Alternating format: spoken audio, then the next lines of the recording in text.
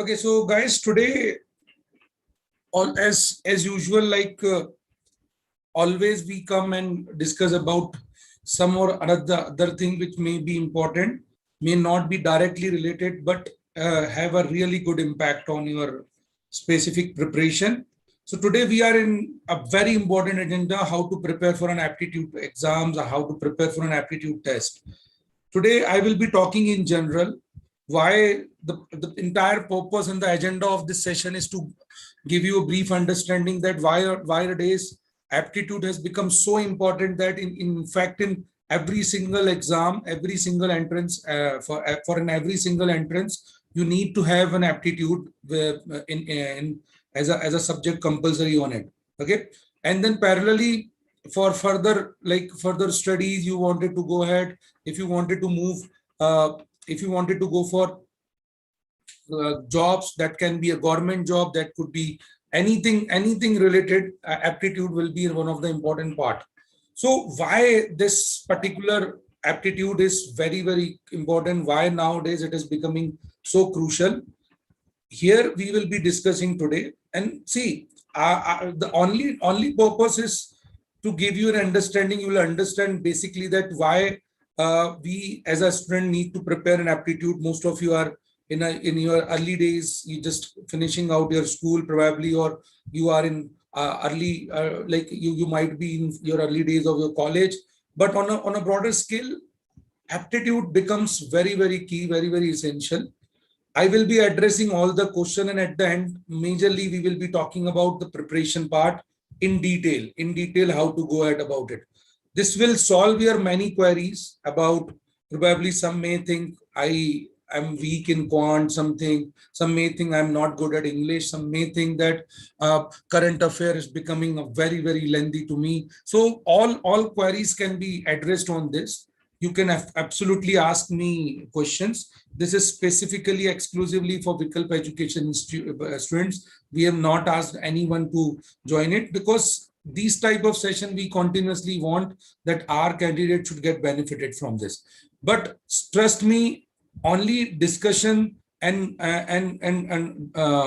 if I am talking only and then you are not applying it, then it won't matter. It won't give you any specific solution of your problems. So the ultimate thing, whatever I'm trying it with my experience of 15 years, I've seen the entire scenarios of changing the recruitment process to leke the entrance exams, various entrance exams, not about only law entrance or management entrance exam. It is about every type of entrance exam. I have changed from offline pattern to online pattern, from difficulty level of higher difficulty level to lower difficulty level, to more logical paper. So everything I will cover, and most important, I will be addressing presently what exactly in the need, and at present the what type of requirement that everyone have, why they are, what type of test they are judging with you. So these all queries will try to cover it.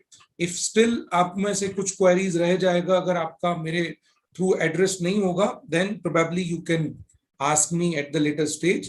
Most importantly, I will be giving you a preparation plan which I have not prepared. I will be preparing you with discussion. मतलब मैं discussion करते करते accordingly I will be preparing this particular preparation plan. Why? वो भी मैं आपको later stage में इसको start करूंगा.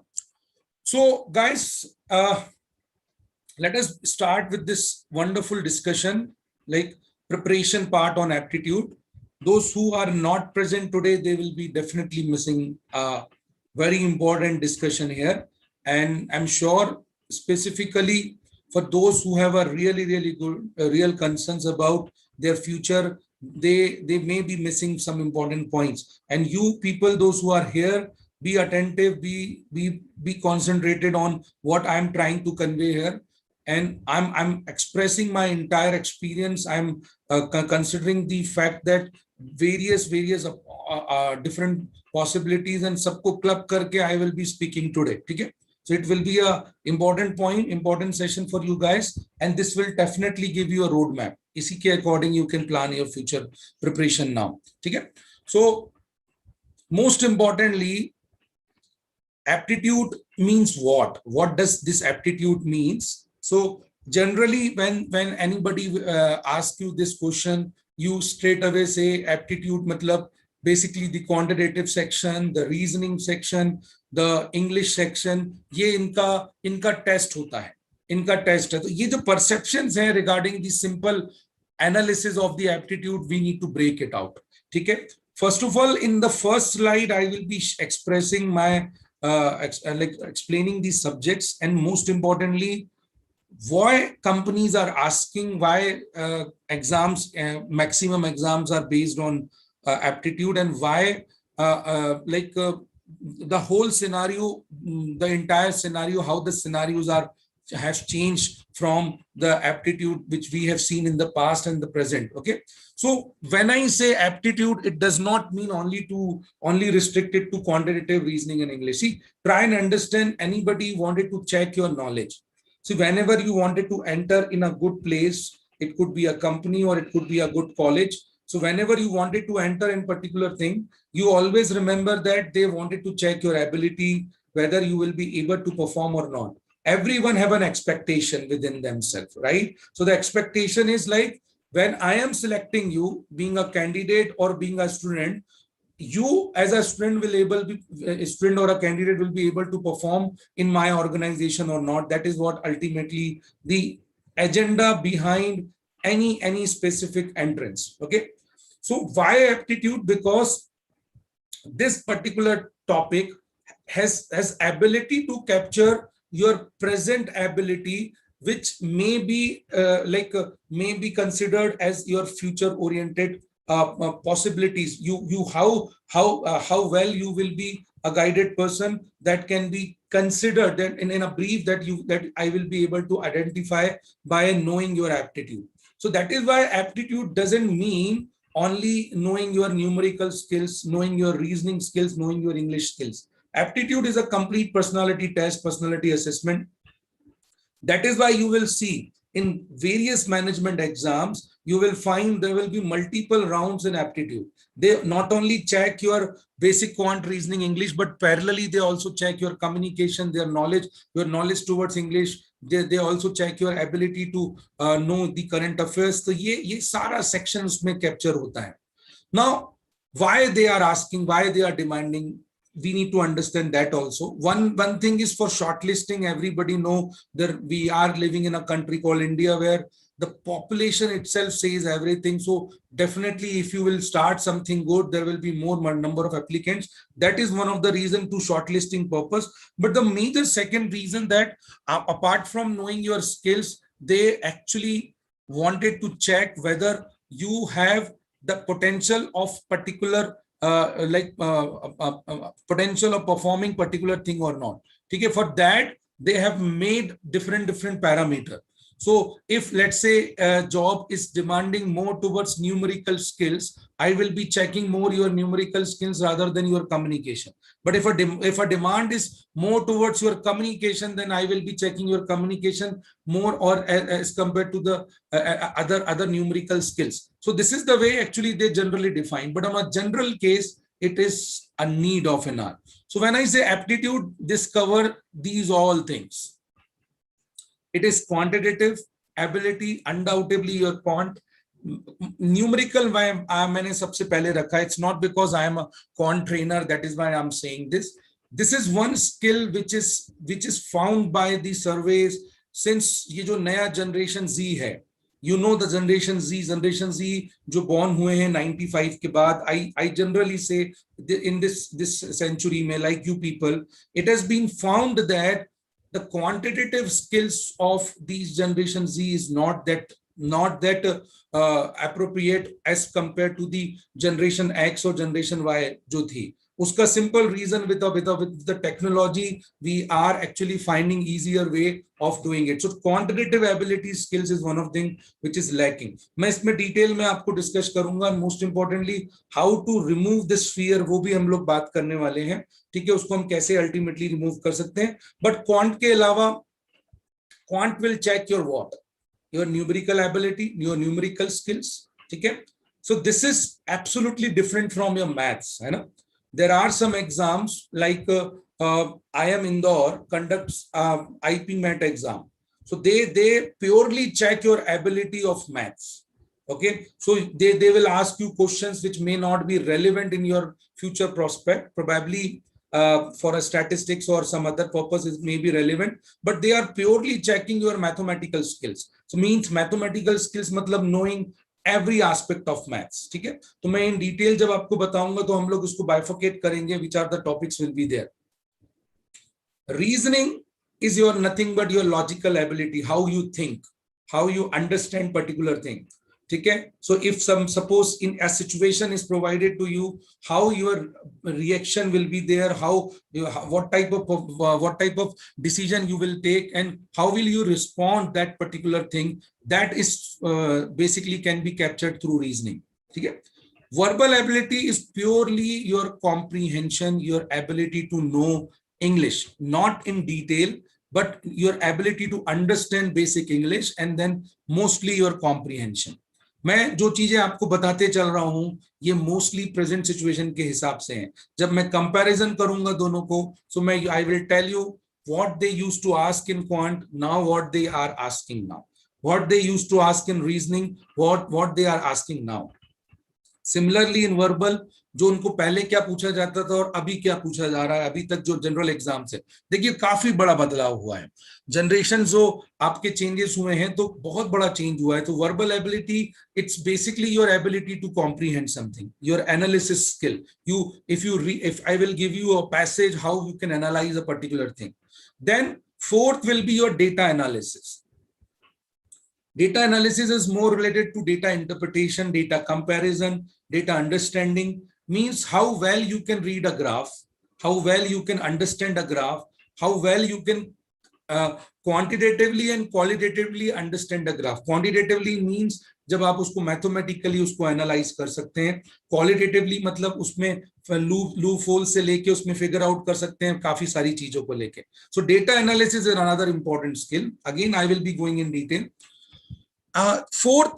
Fifth point, I have not taken current affair, not general knowledge, but I have considered it as a current knowledge.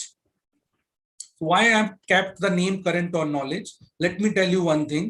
Many a times we personally believe on one particular aspect that current affairs is something mugging up things, which is not actually in a case nowadays. So current knowledge is just knowing the present, how well you are connected with the current situation which is happening around us. So that is current knowledge. Sixth point I have mentioned in aptitude will be your social media skills. This is another very key point which we will be discussing. Okay, how social media has changed the world and how it is interfering your life, and how you can remove your problems, remove your जो भी आपके मन में surroundings में जो problems चालू है उसको सोशल मीडिया से किस तरीके से आप अपने मन से हटा सकते हैं, that we can discuss about it. And lastly, very important, it is communication skill. So communication is another key thing which is probably we need to talk about it. So these key skills will cover your entire aptitude. So don't concentrate or focus only on quantitative reasoning and verbal. If anybody is demanding your aptitude, it itself means they are expecting you in all the fronts. They just want you to be very particular on these fronts. You may not be a master of this, but you may not, you also not be मतलब ऐसा भी नहीं हो कि you are absolutely nobody to this, है ना. आपको master भी नहीं बनना है और nobody भी नहीं बनना है. मतलब सिंपल सा, you need to know these things in a basic front. You know how to apply these things and you know the importance of these things. That is what aptitude is all about. And ये preparation आपको अपने आप में move करना है भाई, ठीक है. Now just give me a minute.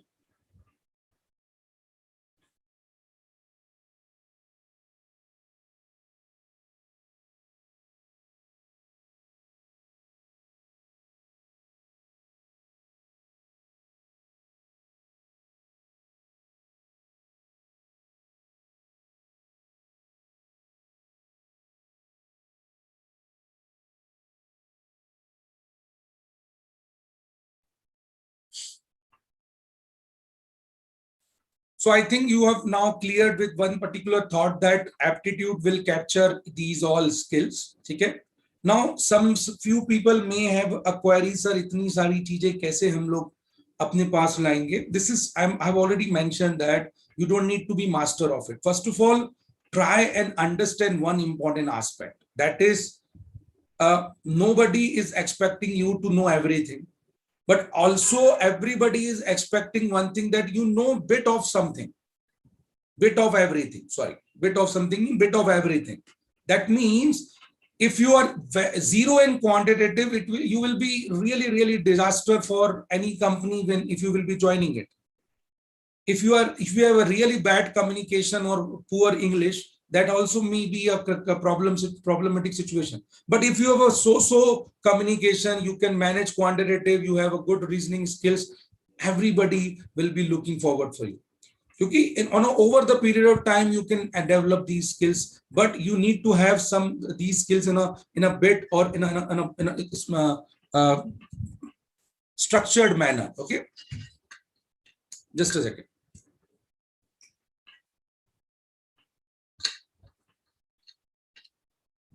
So in the coming slides, I will be explaining you, but most importantly, in the next slide, first thing which I really want you to understand is you must know your subject. Okay, so when I personally feel, आप में से भी अभी कई लोगों को ये लगेगा कि सर ये क्यों डिस्कस कर रहे हैं, ये क्यों आप मुझे इतना सब बता रहे हैं, तो उसका एक सबसे बड़ा रीजन मेरा ये भी है ये स्लाइड में.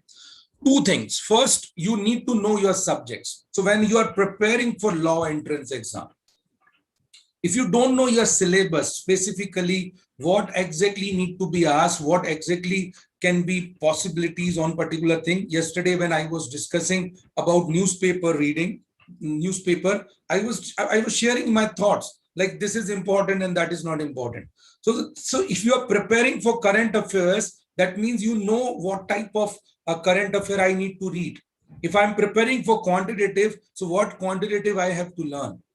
So ये segregation के लिए you need to know your subjects. What are the subjects? What is the thing? For example, for a classical example, management के बच्चे भी हैं यहाँ पर और यहाँ law के बच्चे भी. So if a management student is preparing for a quantitative, they have to go in very detail. Undoubtedly, they need to very much like go in detail, and most importantly, need to touch upon every single subject of quantitative. But similarly, when in law entrance वाले बच्चे अगर ये बात पे focus करेंगे, so law entrance के लिए quantitative is just basically a data analysis.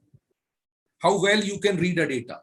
So there's a difference for preparation. So law entrance candidates अगर geometry पढ़ रहा है, algebra कर रहा है, तो वो अपना time waste कर रहा है. Although you may feel it's interesting, but that may hurt you in a longer tense, because that will not work for you.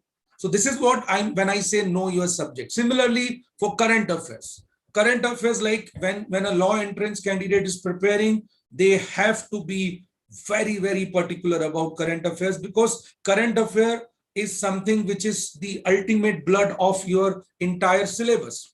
So similarly, if a management student or government exam student is preparing for, so current affair, they just need to know the basics. They just need to read that, ताकि इनका English improve हो सके and communication से ज़्यादा comprehension improve हो सके. Otherwise, current affair generally in management entrance exam, it is having hardly any weightage. So know your subject. ये पहली चीज आपको मैं आज लर्न करके दे रहा हूं. सारे टॉपिक्स, ये आपका एक सबसे क्रूशल होमवर्क है.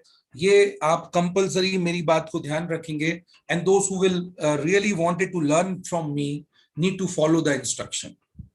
Write down all the subjects. Write whatever the things that you know about that subject. So quant, you know what is the quant. मैं आज बताने वाला हूं, ठीक है. काफी कुछ उसमें से भी आप नोट्स बना सकते हैं. पैरेलली उस पर्टिकुलर सब्जेक्ट में क्या स्किल्स का रिक्वायरमेंट है, वो भी मैं पैरेलल डिस्कस करने वाला. So if you will make a notes, you can possibly आप वो एक होमवर्क जो मैं आपको देने वाला हूं, वो दे रहा हूं, उस पर आप तैयार करेंगे. सो ये सब्जेक्ट नो योर सब्जेक्ट वाला सेक्शन जो है, ये बहुत क्रूशल है. ये आप इसमें डेफिनेटली एक अपना एक राइट अप तैयार करिए एंड अंडरस्टैंड करिए कि what exactly we try to mean here, right. So this is one part of understanding. Second part is know your subject के बाद I say the famous words of Socrates, know thyself. Most important thing is ultimately you know each and everything about subject, but what is the need, what is the benefit if you don't know your own skills? So please try and understand everybody have a different skill set. Some may have a good communication, good communication skills, but maybe have a poor English skills. Some may have a good quantitative skill, but their reasoning ability is not good. Some may have good memory skills. Some may can read. Some people can read good newspapers. They can understand things better. So this is the way we actually need to understand. Know thyself is ultimately the goal of anyone. जितना जल्दी आप अपने आप को पहचानेंगे, जितना जल्दी आप you will understand कि ये मेरे strength हैं, ये मेरे weakness हैं, ये skills मेरे को lack कर रहा है, so I need to prepare for this skills, और ये वाले skills में मैं अच्छा हूं तो मैं इसको और कैसे push करके मैं अपने लिए score कर सकता हूं, उतना better आपके लिए life में होता चला जाएगा. So you know your subject and know thyself. It's not only related for your aptitude, but it is also related to your personal life. ये आपको आने वाले समय तक फ्यूचर में भी पढ़ने वाला है. जब आप लॉ में जाएंगे तो आपको पता होना चाहिए कि कौन सा सब्जेक्ट मुझे, पहले तो सारे सब्जेक्ट पता होने चाहिए और उन सब्जेक्ट में से मुझे कौन सा सब्जेक्ट अच्छा लग रहा है, किसमें मैं अच्छा करियर कर सकता हूँ. Same goes with management. After that जब आप ज्वाइन करेंगे प्लेसमेंट, तब आपको ये भी पता होना चाहिए कि भाई मैं कॉर्पोरेट्स में जाना चाहता हूं या लॉ फर्म्स में जाना चाहता हूं. मैनेजमेंट वालों को सोचना पड़ेगा कि I need to start my own या बिजनेस, या फिर मुझे कोई स्टार्टअप ज्वाइन करना चाहिए, या फिर मुझे कोई मैनेजमेंट फर्म को ज्वाइन करना चाहिए. Everything, every single point of time you have to ask yourself. जितना जल्दी आप इन सब चीजों पे स्ट्रीमलाइन होंगे उतना ज्यादा अच्छा होगा. तो सब्जेक्ट्स को जानिए. फिलहाल एप्टीट्यूड के पॉइंट ऑफ व्यू पे एप्टीट्यूड पे सोचिए. अभी लॉ फर्म्स और मैनेजमेंट फर्म्स में मत जाइएगा. मैं जस्ट एक एग्जांपल दिया. अभी केवल एप्टीट्यूड पे फोकस कीजिए और उसके बाद अपना स्किल्स. तो आपका होमवर्क ये है कि जो मैं बता रहा हूं उसको तो नोट करो, बट पैरेलली आप उसमें से नो थाई सेल्फ वाली चीज में यू नीड टू अंडरस्टैंड. आप अपने आप को पहचानो. आज बैठो, कल बैठो, कल शाम तक बैठो एंड आइडेंटिफाई. अपने आप से पूछो, is I am good in aptitude? Aptitude means is I am good in quantitative, I am good in reasoning, am I good in English? मेरा ability कहां पर आकर अटकता है, या मेरा ability मेरा कहां अच्छा है.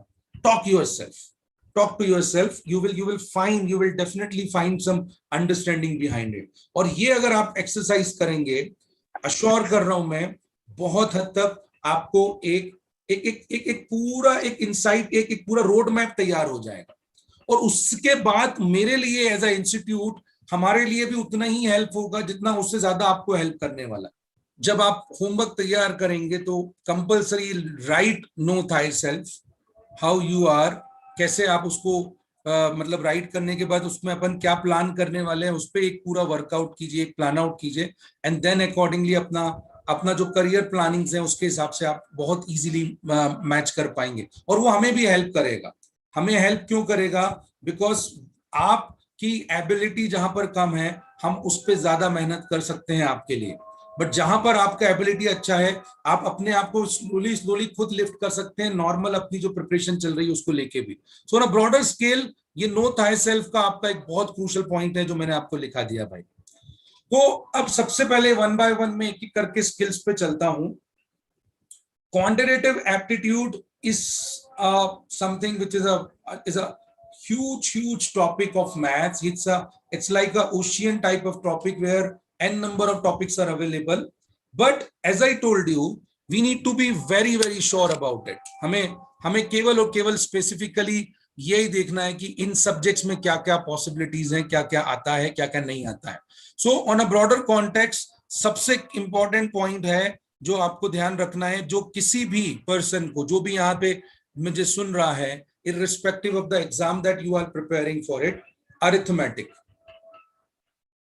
The first thing is arithmetic. Arithmetic is something which is compulsory portion of quantitative. ये आप एक्सेप्ट करें ना करें ये आपको आना ही चाहिए. इसमें कोई भी कॉम्प्रोमाइज नहीं हो सकता है. Arithmetic you have to do it, you have to compulsory prepare for arithmetic. Okay, so now arithmetic covers what? It's basic maths. It's a simple math, you can say. Calculations, then percentage, profit loss, ratios, interest, speed distance, averages, allegations.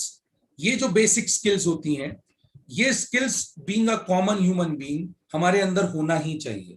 सुबह से लेके शाम तक आप देखते हैं ये skills को आप कई बार अलग अलग जगहों पे इस्तेमाल करते हैं, कई बार अलग अलग जगहों पे इस्तेमाल करते हैं.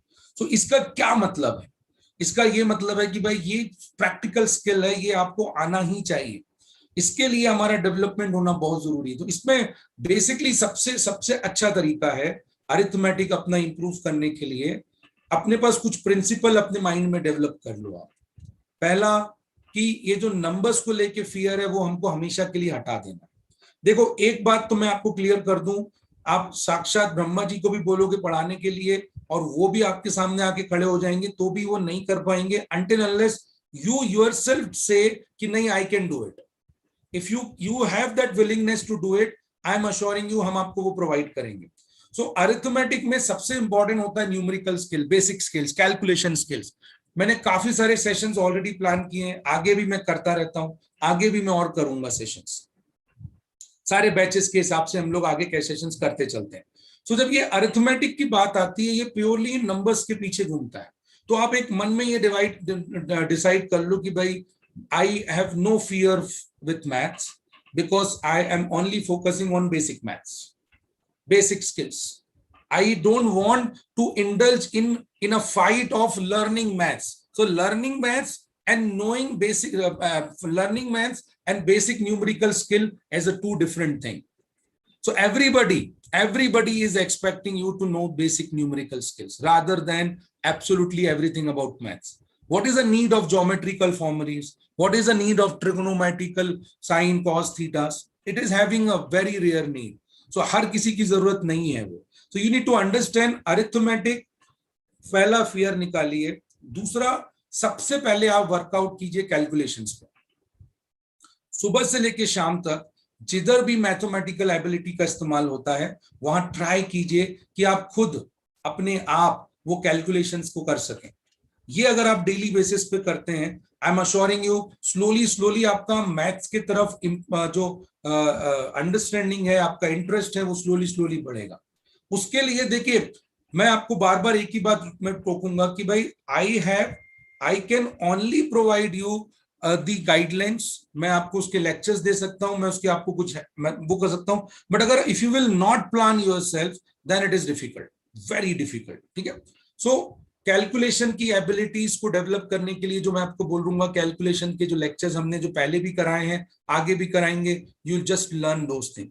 Once your calculation ability will improve, automatically, slowly, you will have that interest on quantitative. आप slowly समझने लगेंगे चीजों को लेके. और अगर आप समझने लगे हैं, then arithmetic के ये टॉपिक्स हैं, ये आपके लिए काफी इंटरेस्टिंग होंगे. ये मैंने अपने लाइफ में एक्सेप्टेंस में डाला. मैं भी, आप में से कई लोग तो साइंस वाले भी होंगे, I am a pure commerce graduate. ठीक है, बट डजंट मैटर, आप भी आराम से इसको मैनेज करके कर सकते हैं. तो arithmetic is based on your numbers. ठीक है. इसके बाद अरिथमेटिक के अलावा second thing is you must know modern maths. ये भी आपका दूसरा सेक्शन है. Modern maths means here permutation, combination and probability, Venn diagram और set theory. So this is another ऐसा टॉपिक जिसकी जरूरत आपको आगे तक लाइफ में पढ़ने वाला है. इसके भी हम लोग सेशंस करते हैं. सेशंस करने के साथ साथ इसकी बेसिक स्किल्स पे हम लोग मूव करते हैं. But on a broader scale ये PNC, probability and Venn diagram एक ऐसे टॉपिक्स हैं जो हमको धीरे धीरे प्रैक्टिस करके हम लोग लेके आ सकते हैं इसमें. ठीक है. तो ये दो मेजर टॉपिक्स हैं जो एवरीवन कंपल्सरी आपको आना ही चाहिए. ठीक है. पीएनसी प्रोबेबिलिटी में भी अगेन बहुत एडवांस वर्जन नहीं, बट बेसिक आपका अंडरस्टैंडिंग बहुत जरूरी है, क्योंकि इसका इस्तेमाल मैं अश्योर कर रहा हूं आप जब भी कॉलेज में जो भी करो, आप मैनेजमेंट वालों को तो लगना ही है, लॉ वालों के लिए भी सब्जेक्ट होगा probability and statistics. Venn diagram उसमें पक्का इंक्लूडेड होगा। जब आप किसी कॉर्पोरेट का इंटरव्यू देंगे तब वहां पर ये सब्जेक्ट आएगा इंटरव्यू के टाइम पे, और जब आप कॉर्पोरेट ज्वाइन करेंगे तब भी ये आएगा, आना ही आना है। तो ये दो चीजें irrespective of your specialization you have to do it. अब अगर आप मैनेजमेंट वाले हैं तो ये दोनों के अलावा आपको वर्कआउट करना पड़ेगा नंबर सिस्टम पे। नंबर सिस्टम एक ऐसा टॉपिक है जो जनरली मैनेजमेंट एंट्रेंस एग्जाम्स में आता है। ठीक है, मैं जब मैनेजमेंट एंट्रेंस एग्जाम को लेके हमारा सेमिनार होगा तब उसमें स्पेसिफिकली मैं इसमें और डिटेल में डील करूंगा कि नंबर सिस्टम में एग्जैक्टली और क्या है और बाकी चीजों में क्या है। बट नंबर सिस्टम एक ऐसा टॉपिक है जो मैनेजमेंट एंट्रेंस एग्जाम में काफी हाईली पूछा जाता है। वो कैट से लेके अभी जो आईपी मेट के एग्जाम्स आप देख लीजिए उसमें अच्छा खासा मिलेगा। इसके अलावा geometry and mensuration, then algebra and trigonometry. This is your quantitative ability. ये जो तीन टॉपिक्स हैं, if you are not comfortable with these three topic, so management की जो मेजर एंट्रेंस एग्जाम्स हैं उसमें आप कुछ वर्कआउट नहीं कर पाएंगे। So when you know thyself, मैं बोल रहा हूं आपको, इसका ये मतलब है, know thyself का मतलब है if I don't have basic primarily skills to know geometry, mensuration, algebra, trigonometry, number system, that means it's difficult for me to perform specifically IIM Indore वाले एग्जाम। अगर मैं लॉ एंट्रेंस वाला हूं और मुझे नहीं पता है तो it's fine, absolutely no requirement. Last year law entrance में जो एक क्यूटी का एक क्वेश्चन था वो ज्योमेट्री बेस्ड था, बट वो प्लेन ज्योमेट्री था। वो 8वीं 9वीं में हम सब ने पढ़ा है, मतलब मेरे समय तो बहुत दूर की बात है, बट आप लोगों ने सब ने पढ़ा है, स्टेट बोर्ड हो चाहे आपका सीबीएसई हो। सो उतना बेसिक तो यार होता ही है, बट स्टिल अगर आपने वो क्वेश्चन छोड़ भी दिया होता तब भी 10 क्वेश्चंस आपके पास थे। सो in a law entrance you don't need last 3, in a management entrance you not need to know all 5, and उसमें से 5 में से अपने पास कमांड होना चाहिए। अब आखिरी में चीज क्वांटिटेटिव की ये बताऊंगा, आज मुझे पढ़ाते हुए लगभग 16 साल हो रहा है, 15-16 साल। Still I am telling you I am not comfortable in algebra and trigonometry. Algebra some part of that I am comfortable, but trigonometry I am not comfortable. I'm straight away telling. इसका reason मैं बताता हूं आपको। When I had joined Career Launcher and Time, that point of time they used to give me lectures only on arithmetic, modern maths, number system, geometry. So in my entire career I have taken these sessions only. मतलब मैंने उन्हीं को practice किया, तो मेरा trigonometry अच्छा नहीं हुआ। Does it mean मैं मैथ्स नहीं पढ़ाता हूं या मैं एग्जाम नहीं क्रैक करता हूं? I am every year I am cracking CAT का एग्जाम, मैं हर साल देता हूं और मेरा स्कोर आता है क्वांट में। तो क्यों आता है? क्योंकि I know how to manage section. So when you know subject, देखो नो थाई सेल्फ हो गया, अब नो सब्जेक्ट्स में बात में करोगे, आपको पता है कि भाई ये मेरी स्किल्स हैं, ये मेरे टॉपिक्स हैं। I know I'm not good in algebra and trigonometry, so I'm going to miss these questions. I need to identify my arithmetic and number system and geometry questions. So if you will plan such a way that you will be able to crack any entrance exam, and this is applicable for all subjects. But quantitative ये सबसे priority पे जाके बैठता है। क्यों? क्योंकि time taking सब topic है। ये टॉपिक का अलग अलग एबिलिटी, ये टॉपिक टाइम लेगा। ये टॉपिक में आपको ध्यान रखिए, क्वांटिटेटिव की 2-3 बातें ध्यान रखना। पहला, ये टाइम टेकिंग है, इसका सिलेबस इनॉर्मस है, बट ये अच्छा क्या है, इसमें एक अच्छा पॉइंट भी है, और वो है ये सर्टेन टॉपिक है, ये बेस्ड ऑन साइंस वर्क करता है, प्रिंसिपल पे वर्क करता है। तो अगर प्रॉफिट लॉस का क्वेश्चन ऐसा है तो उसका यही आंसर आएगा। बट वो एक क्रिटिकल रीजनिंग में, रीडिंग कॉम्प्रिहेंशन में आप और मैडम आर्ग्यूमेंट कर सकते हैं कि भाई नहीं सर मैडम मेरे हिसाब से तो ये है। लीगल में यू कैन आर्ग्यू, और सब्जेक्ट्स में आप रीजनिंग में you can argue, but quant में नो। 99.99% टाइम इसमें सर्टेनिटी रहेगी। अब प्रेजेंट सिचुएशन बताता हूं क्वांट की क्या चल रही है। तो ये हो गया, मैंने टॉपिक के बारे में बताया। क्वांट में एट प्रेजेंट जो आप बड़े एग्जाम देखेंगे, खासकर मैनेजमेंट में ये रेलिवेंट रहता है। Quantitative at present is more focusing towards your ability to connect numbers with your logic. So logic का कनेक्शन विथ नंबर्स पूछा जा रहा है। इसका मतलब क्या है सर, सिंपल में समझाओ। सिंपल में ये मतलब है कि they are not expecting you to know high fundamental formulae. So if a question on geometry will come, it will be 30-40% based on formula, 70-60% based on ability to understand that question and उसको connect करने से। अब मैं जो 10 साल पहले 5 साल पहले का क्वांट पूछूं, सीधा फॉर्मूला लगाओ वैल्यू आता था। अब नहीं है। अगर आप फॉर्मूला भूल भी गए हैं और अगर आपको बेसिक पता है कि भाई को सिलेंडर का जो वॉल्यूम होता है वो ये होता है, इसको इस तरीके से, इतना बेसिक भी थोड़ा बहुत पता है, और आपको सारी प्रॉपर्टीज नहीं भी पता है, but still you know the logic और आपको वो डायग्राम पता आता है, तो you will be able to solve this geometry question. Arithmetic तो प्योर प्योर 100%, मैं बोल रहा हूं लॉजिकल कन्वर्ट हो गया। पॉसिबिलिटी बेस्ड क्वेश्चंस आते हैं जहां आपको अपना एबिलिटी चेक करना पड़ता है। ठीक है, अभी कुछ नंबर ऑफ पर्संस आ गए, उसमें से इतने पर्सन ये हैं, उतने पर्सन वो हैं, उसमें आपको कॉन्सेप्ट्स लग नहीं रहा है, but your ability to connect. तो इसकी प्रिपरेशन कैसे की जाए? इसकी प्रिपरेशन एक ही तरीके से की जा सकती है, to solve maximum possible question which is the fact of जो मैंने आपको तरीके बताए, जो मैंने अंडरस्टैंडिंग बताया। बट हमेशा ध्यान रखिए, क्वांट तभी प्रिपेयर होता है जब उसका एक बेसिक कॉन्सेप्ट होता है। तो quant is different subject from other. तो क्वांटिटेटिव में आप प्रैक्टिस तो करेंगे ही, बट प्रैक्टिस अंधाधुंध नहीं कर सकते। क्वांट के लिए आपको क्या करना है, उसके कॉन्सेप्ट्स बिल्ड करना है।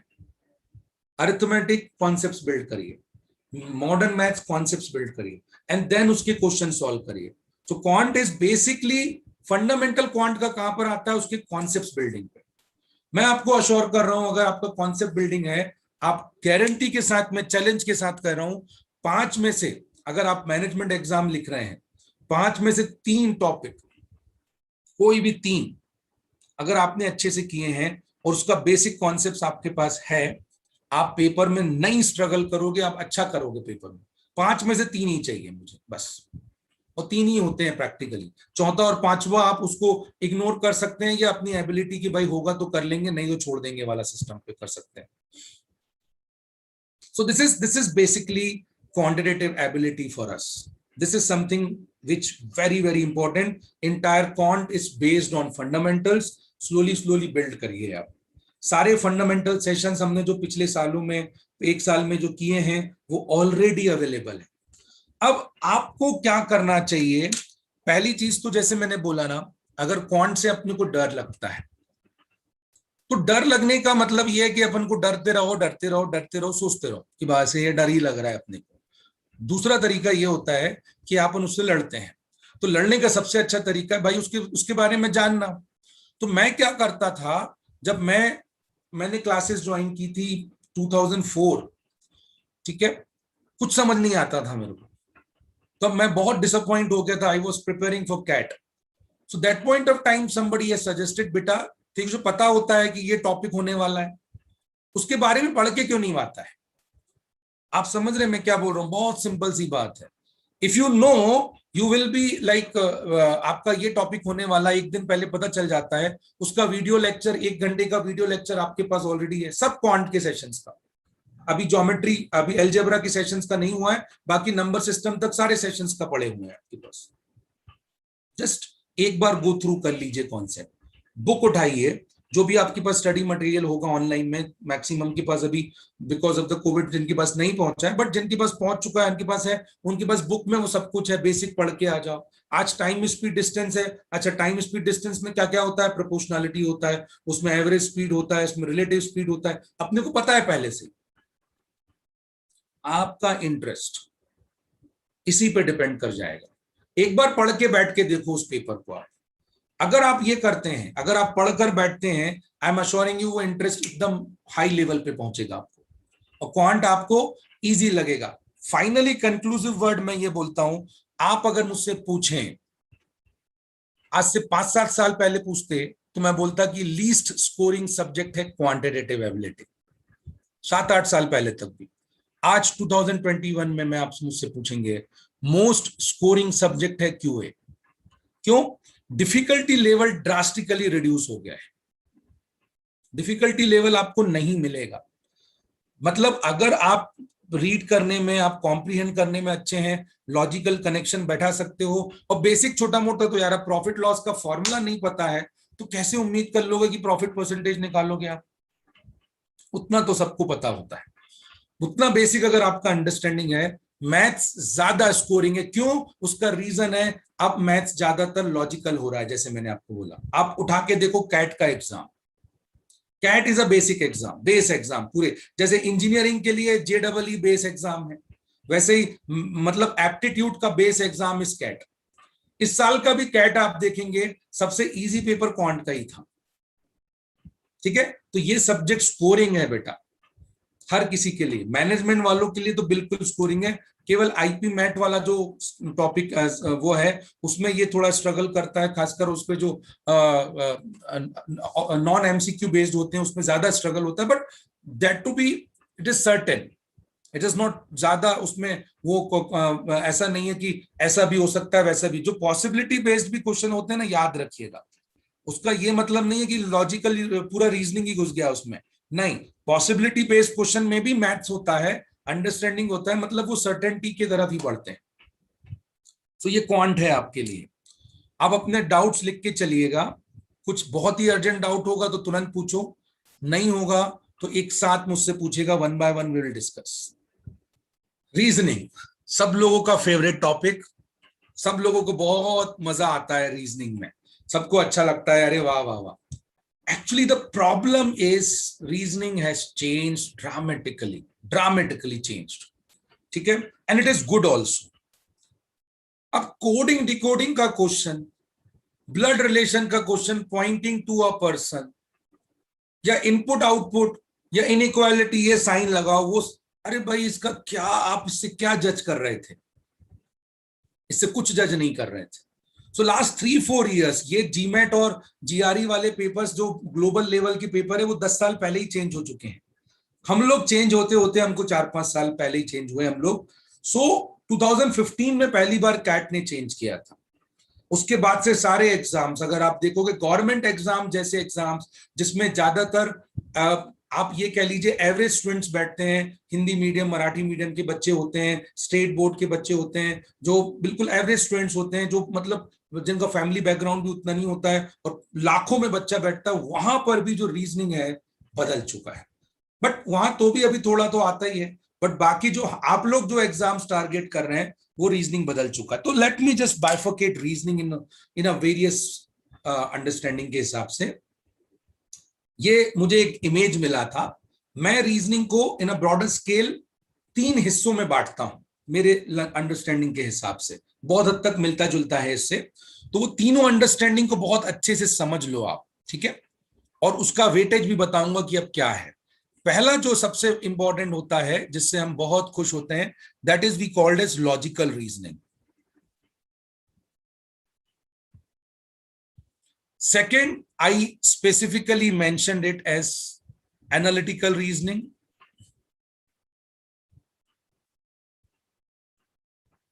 And third one, I write it as verbal reasoning. ठीक है, लॉजिकल रीजनिंग मतलब जो आप रीजनिंग सोचते हैं, जिसमें आपको सबसे ज्यादा मजा आता है।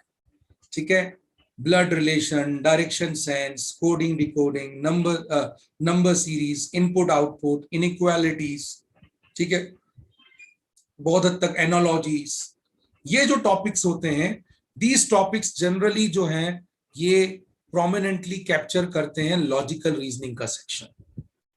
ठीक है, सो लॉजिकल रीजनिंग इन अ broader scale cover basic skills जो बहुत पहले आता था और बहुत बेसिक होता था। देखो, मैं हो सकता हूं जो मैं नाम दे रहा हूं आप गूगल पे सर्च करोगे तो वो कोई और नाम पे होगा, इससे कोई लेना देना नहीं। नाम से कुछ मतलब मत रखिए, इतना बार पता होना चाहिए कि भाई मैं क्या बता रहा हूं। सो लॉजिकल रीजनिंग मतलब बेसिक जो रीजनिंग क्वेश्चंस हैं, बेसिक रीजनिंग क्वेश्चंस की हम लोग बात कर रहे हैं। ठीक है, एनालिटिकल रीजनिंग का जब मैं बात करता हूं तो ये मेजरली कवर करता है योर एनालिसिस स्किल्स। तो इसमें सबसे क्रूशली हमारा अरेंजमेंट्स एंड पजल्स आता है। ठीक है, वेन डायग्राम आता है। अब वेन डायग्राम आपने मैथ्स में भी रखा था, वेन डायग्राम यहां भी रखा है, उसको भी मैं जस्टिफाई करता हूं। वेन डायग्राम आता है, और कुछ इसमें और टॉपिक्स होंगे जो आजकल केसलेट बेस्ड जो अंडरस्टैंडिंग है, केसलेट बेस्ड डीआई जो है वो भी आते हैं। इसमें डीआई में भी आएगा, ये इसमें भी आएगा। अंडरस्टैंडिंग अपने को रखना है बस। एनालिटिकल मतलब जहां आपको एनालिसिस करना है, it is checking your ability to analyse. So जब आप एक पैराग्राफ मिलेगा जंबल्ड फॉर्म में, उसको आप एनालिसिस करके स्ट्रक्चर्ड फॉर्म में डाल रहे हैं, वो आपका एक एनालिटिकल पॉइंट आता है। ठीक है, on a broader scale analytical मतलब सभी कुछ होता है, बट मैंने उसको इस तरीके से बाइफर्केट किया है आपके समझने के लिए।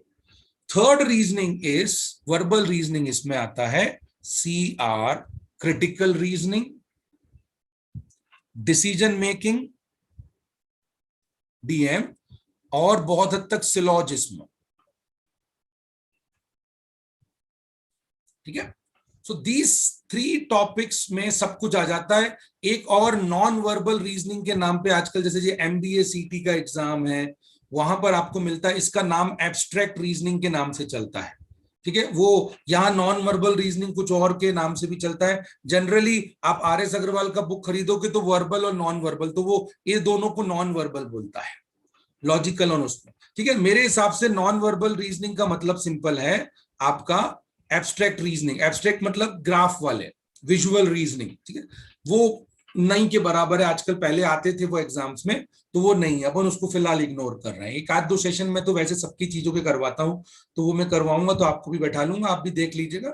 मतलब ऐसा है कि वो फिगर बेस्ड होते हैं, और जब से ऑनलाइन पेपर हो गया, फिगर बेस्ड की चांसेस थोड़े कम हो गए हैं भाई। अब अपन आते हैं इन तीनों पे। ये चीज मैं पहले ही बता चुका हूं, logical reasoning is something which is basic reasoning questions, जिसका कोई रेलिवेंस ही नहीं है। ठीक है, कोई बहुत बड़ा रेलिवेंस नहीं है। कोडिंग का क्वेश्चन है, एक ऊटपटांग सा कोड दिया है, उसको आपको क्रैक करना। हाँ, चेक जरूर कर रहा है आपका वर्ड का आप कैसे कनेक्ट कर रहे हो, ये एबिलिटी चेक कर रहा है, नो डाउट, बहुत अच्छा है ये भी। पर इसका जो रिक्वायरमेंट है बहुत ज्यादा नहीं रहा, क्योंकि प्रैक्टिकली आप इसको इस्तेमाल ही नहीं करोगे। जैसे मैंने मैथ्स को जस्टिफाई किया, अरिथमेटिक को, बट यहां आप जस्टिफाई नहीं कर सकते, क्योंकि आप अगर कोई इंटेलिजेंस ब्यूरो के जॉब में जाओगे तब ये लॉजिकल रीजनिंग की जरूरत पड़ेगी, कि कोड को क्रैक करना होगा। CBI के लिए जा रहे हैं, रॉ के लिए जा रहे हैं, बाकी तो जरूरत ही नहीं है। उसमें भी है ब्लड रिलेशन, उसकी मम्मी के पापा का भाई जो है वो मेरा क्या लगेगा, अरे भाई ये सेंसलेस हो चुका है सिस्टम।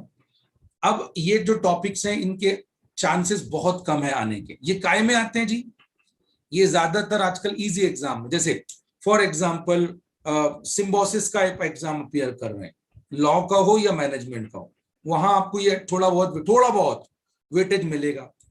जैसे पिछले बार IIM रोहतक ने जो एग्जाम किया था वहां मिलेगा आपको। गवर्नमेंट एग्जाम्स में कुछ 20%, 15-20% आप कोई गवर्नमेंट एग्जाम का पेपर अपीयर करते हो।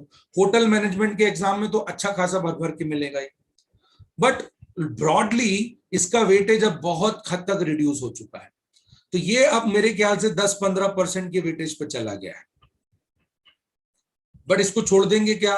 बिल्कुल नहीं। ये ऐसा टॉपिक है जो स्कोरिंग होता है, तो करिए, पर क्या इस पे भिड़े रहेंगे क्या अपन? वो भी गलत है। आपको पता है कि ब्लड रिलेशन या डायरेक्शन सेंस या कोडिंग, इसमें लिमिटेड नंबर ऑफ टाइप्स है, उसको पढ़ लो, खत्म, एक एक बार कर लो, एक एक बार टेस्ट दे दो, छोड़ दो।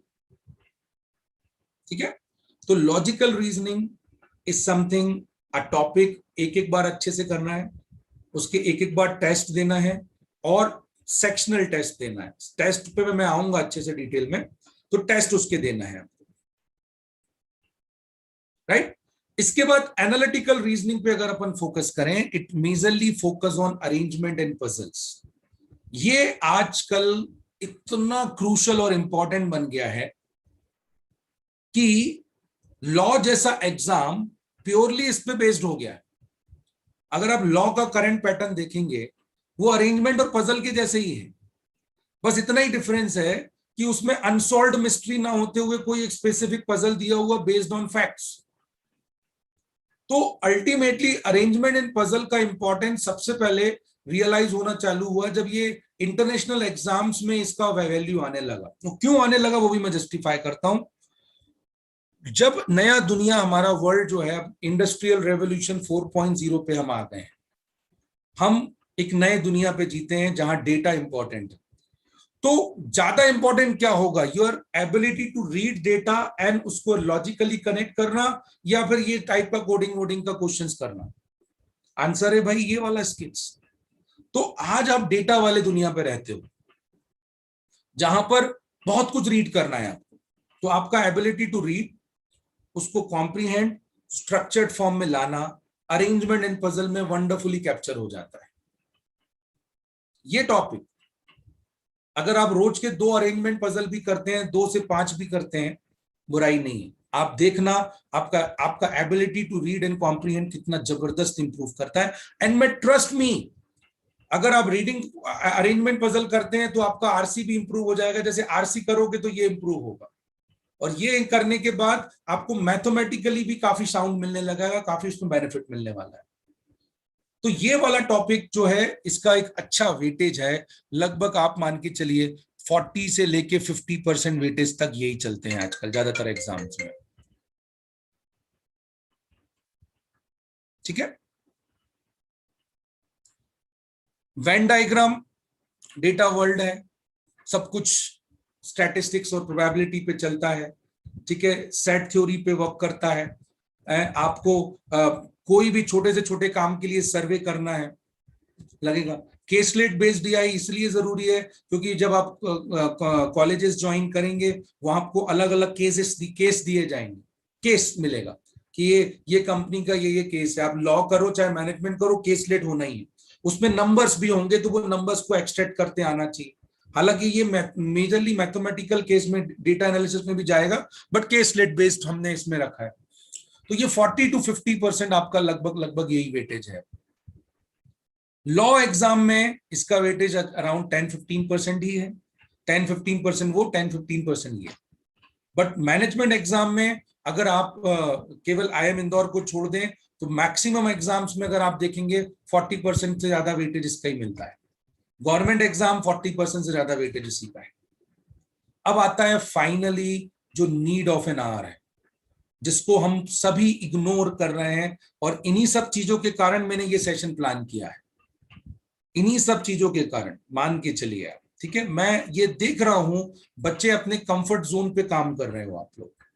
कंफर्ट जोन क्या है, मुझे रीजनिंग पसंद आता है तो मैं लॉजिकल रीजनिंग में क्वेश्चंस करता रहता हूं घर में दिखाने के लिए।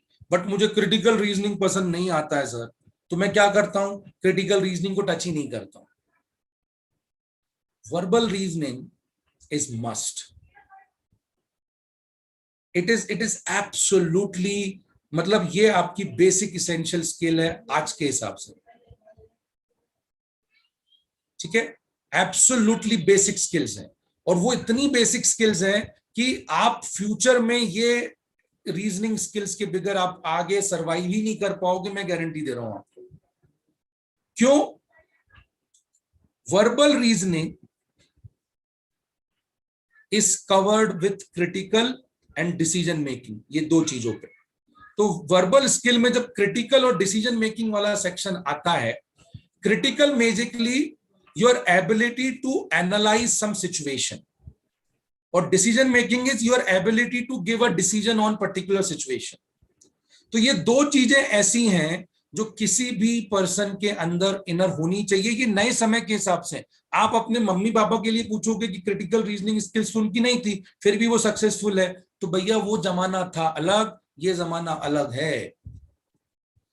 क्रिटिकल रीजनिंग के अंडर में क्या क्या आता है, अगर आप जनरलाइज फॉर्म में देखा जाए तो your ability to understand argument, ability to understand assumption, course of actions. ठीक है, ये टॉपिक्स आते हैं, इसको हमने थ्योरेटिकल फॉर्म में रखा है। इसी का प्रैक्टिकल अंडरस्टैंडिंग अगर आप एक्सटेंड करते हो तो आजकल आपको लॉ एग्जाम में देखने को मिलेगा, वो पैसेज बेस्ड में। तो योर एबिलिटी, अगर मैं एक पैराग्राफ आपको दे रहा हूं और उस पैराग्राफ में मैं आपसे पूछ रहा हूं बेटा इसमें ऑथर का क्या परसेप्शन है, उसने जो आर्ग्यूमेंट बेस किया है वो स्ट्रांग है, वीक है, this is something which is be not taught to us in our school days. Unfortunate, but accept the reality. Accept it that this skills have been not taught to us. So it is something. आप ये भी ध्यान रखिए, कोई over time तो नहीं है कि एक दिन में इंप्रूव हो जाएगी. ये अच्छा क्यों नहीं लगता है हमको? क्योंकि जब हम जो सोचते हैं उसके अपोजिट में काम चलता है. इसके लिए मैं एक ही सजेशन दूंगा आपको, ठीक है? सबसे पहला एक सजेशन दूंगा, सॉरी मैं बोल रहा हूं, मतलब जो मेजर सजेशन होंगे उसमें सबसे इंपॉर्टेंट सजेशन होगा. सबसे पहला suggestion, as many reading habit you should improve. जितना ज्यादा हो सके बस रीड, अलग अलग कंटेंट रीड करो. पॉलिटिकल रीड करो, इकोनॉमिकल रीड करो, साइकोलॉजिकल करो, आप फिक्शन बेस्ड रीड करो, नॉन फिक्शन बेस्ड करो. थोड़ा रीड करते चलो. रीड करते करते आप उसमें अपने आप को ढालने की कोशिश करो, समझने की कोशिश करो कि भाई अगर ऑथर ने ये नोट किया है तो वो क्यों नोट किया है, क्यों भेजा है, क्यों दिया है हमको. Critical reasoning and current affair will have a difference. ध्यान रखना, current affair basically based on fact होता है, कोई स्पेसिफिक न्यूज पे चलता है. क्रिटिकल रीजनिंग ज्यादातर इमेजिनरी होता है. तो इसमें थिंकिंग आपका एबिलिटी बहुत अलग लगता है जो करंट अफेयर्स में लगता है. तो इसलिए क्रिटिकल रीजनिंग एक ऐसा टॉपिक है जहां पर आर्गुमेंट, अजम्पशंस, ये सब चीजों के, इसके सबके बेसिक ऑलरेडी हमारे सारे सेशंस पहले के, पिछले सालों के और ऑलरेडी किए हुए हैं, और सारे सेशंस हम ऑल करते आगे भी चलने वाले हैं. और ये मल्टीपल टाइम्स होता है, हम बार बार रिपीट करते रहते हैं, ठीक है? डिसीजन मेकिंग पे कोई सेशन नहीं हुआ, वो भी हम आपके लिए करवाएंगे. डिसीजन मेकिंग आजकल बहुत क्रूशल हो गया है. एक टॉपिक के तौर पे ये केवल एक आध दो एंट्रेंस एग्जाम में दिखेगा, बट बहुत जरूरी है. सिलॉजिज्म तो आपके लिए इजी ही है सेक्शन, तो ये कोई सेक्शन का कोई दिक्कत नहीं है. Main is critical reasoning.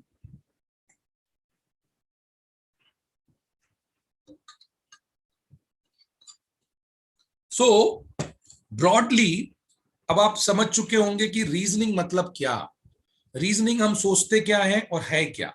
अब इस सब्जेक्ट में भी आपको नो थाई सेल्फ तो करना है. आई एम अश्योरिंग यू कि आप में से जितने भी हैं, इंक्लूडिंग मी, हम सबका क्रिटिकल रीजनिंग वीक ही होगा. क्यों वीक होगा भाई? क्योंकि ना मैंने स्कूल में पढ़ा, मैं भी जब अपने कैट की प्रिपरेशन में था तब उसका इस तरीके का वर्जन नहीं था. मैंने तो कैट कब दिया था? 2006 में भाई, 7 में. तो अभी मैं वीक ही कहलाऊंगा. आपने भी स्कूल डेज में नहीं पढ़ा तो आपके लिए भी दिक्कत है. उनके लिए कंफर्टेबल होता है जो लगातार रीड करते हैं, वो जल्दी रिलेट कर पाते हैं, क्योंकि उनको सब वर्ड्स का कमांड होता है, सेंटेंसेस का कमांड होता है. देखो ये कमांड लाना बहुत जरूरी है. 2 लाइन पढ़कर how well you can connect things, that you need to develop. और ये आप खुद सोचिए प्रैक्टिकली. आप कोई भी काम करो, लॉयर बनो या मैनेजमेंट कंसल्टेंट बनो, गवर्नमेंट जॉब में भी काम कर लो, ये एबिलिटी जरूरी होगा कि नहीं होगा? एब्सोल्युटली होगा, जरूरत है इसकी. इसके बगैर आप नहीं आगे बढ़ सकते हो. तो ये टॉपिक को अगर आप इग्नोर करते हो तो ये बड़ी मिस्टेक है. आई एम श्योर 30 से लेके 40% तक का वेटेज यही है. और क्लैट वालों के लिए जो क्लैट एग्जाम है, स्पेसिफिकली सिम्बोसिस का नहीं, सीईटी का नहीं, वहां पे इनका वेटेज कम है, मतलब 20-25% भी नहीं होगा. बट क्लैट में इंटायर लॉजिकल रीजनिंग सेक्शन है कन्वर्टेड टू क्रिटिकल रीजनिंग. उसमें 10-15% क्वेश्चन ही, जो 15% होगा, 10% वो एनालिटिकल पार्ट होगा. मतलब out of I think 30 question आपको 5 या 6 क्वेश्चन मिलेंगे. 15% के आसपास वेटेज रहेगा एनालिटिकल के ऊपर. मैनेजमेंट एग्जाम में जैसे मैंने बोला, आपको पता ही है कि I am Indore doesn't don't ask reasoning section. बाकी जितने भी हैं उसमें ये वेटेज आपको बराबर मिलेगा रीजनिंग का, ठीक है? तो इस तरीके से अपनी एक पूरा वो रखिए. प्रिपरेशन का फ्रंट मैंने आपको क्लियर किया. ज्यादा फोकस, ज्यादा एनालिसिस आपका वर्बल रीजनिंग पे होना चाहिए, कम से कम लॉजिकल पे होना चाहिए. एनालिटिकल जो है वो आप चलते फिरते 1-2 सेट रोज का करते चलो, अच्छा रहता है, इंटरेस्ट भी रहता है, मजा भी आता है, करते भी चलोगे आप. मेजर आपका कंसंट्रेशन रीजनिंग पे, लॉजिकल पे रखना है.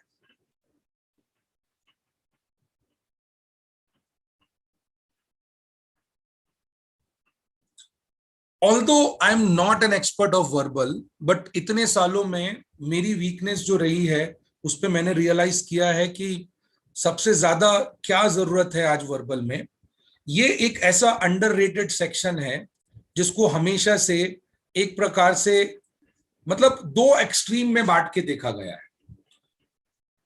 एक एक्सट्रीम मेरे जैसे लोग जो हिंदी मीडियम वाले हैं, आता ही नहीं है, इंग्लिश बोले तो दूर से, और दूसरे कुछ सीबीएसई और आईएससी बोर्ड वाले बच्चे। अंडररेटेड बोलने का मैं रीजन समझा रहा हूं आपको। उनको क्या लगता है, अरे इंग्लिश ही तो है। दोनों ही सिचुएशन पे आप देखेंगे you will find very very difficult. English का जो ट्रांसफॉर्मेशन है वो बदल गया है।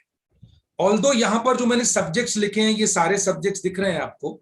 अब ये जैसे जैसे इमेज मिली मैंने वो इमेज में रखा है, बट ट्रांसफॉर्मेशन इंग्लिश का कैसे हुआ है, there was a time, once upon a time the English section was entirely based memory based section.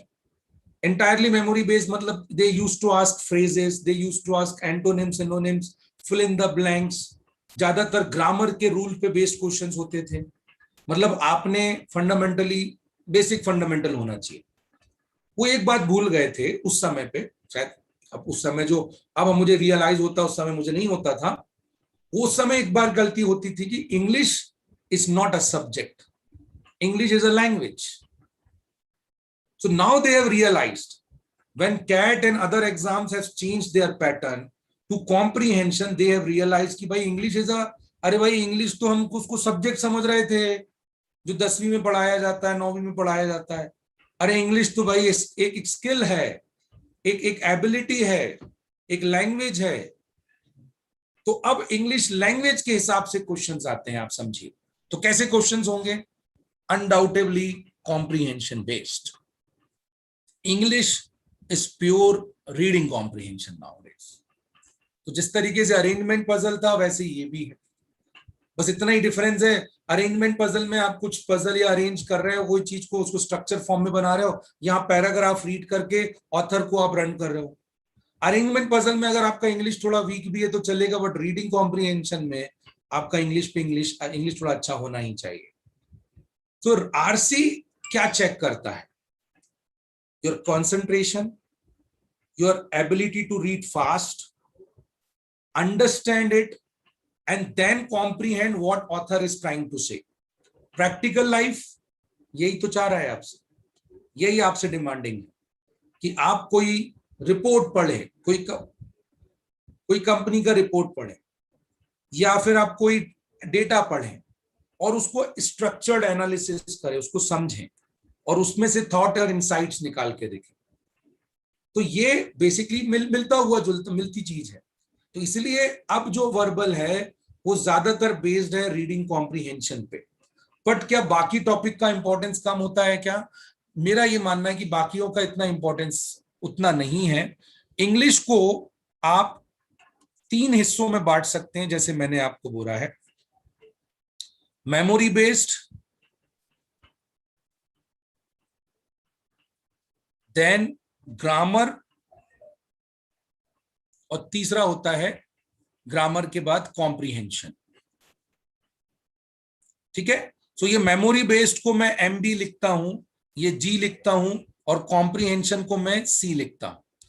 तो सिनोनिम एंटोनिम ये दोनों की दोनों क्या कहलाएंगे, memory based. Parajumble is purely your comprehension, jumble sentences comprehension, cloze test comprehension and your ability to connect words, तो ये memory based हो गया। इस तरीके से आप बाकी टॉपिक्स को भी डिफाइन कर सकते हैं। सेंटेंस करेक्शन, सेंटेंस फॉर्मेशन, ये ग्रामर है, ये पूरा ग्रामर है। Analogies again memory based purely आपका। तो आप अगर देखेंगे ज्यादातर इसमें आपको मेमोरी बेस्ड का कॉन्टेक्स्ट दिखता है, क्योंकि ये एक पुराना इमेज आप कंसीडर कर लीजिए। बट आज जो ज्यादा डिमांडिंग है वो है ये, मतलब आप अगर इंग्लिश ऑफ क्लैट देखेंगे सारे के सारे तो भाई आरसीज हैं। आप कैट का इंग्लिश देख लो, कैट में अराउंड दिस ईयर 26 क्वेश्चन थे इंग्लिश में, 17 to 18 वर आरसीज, 18 के आसपास आरसीज थे। बचे हुए 8 question para jumble, para completion, no question on vocabulary, 0 question on antonym synonym, idiom phrases वो आरसी के अंडर। तो कॉम्प्रीहेंशन प्योरली आपका कॉम्प्रीहेंशन पे आज बेस्ड है।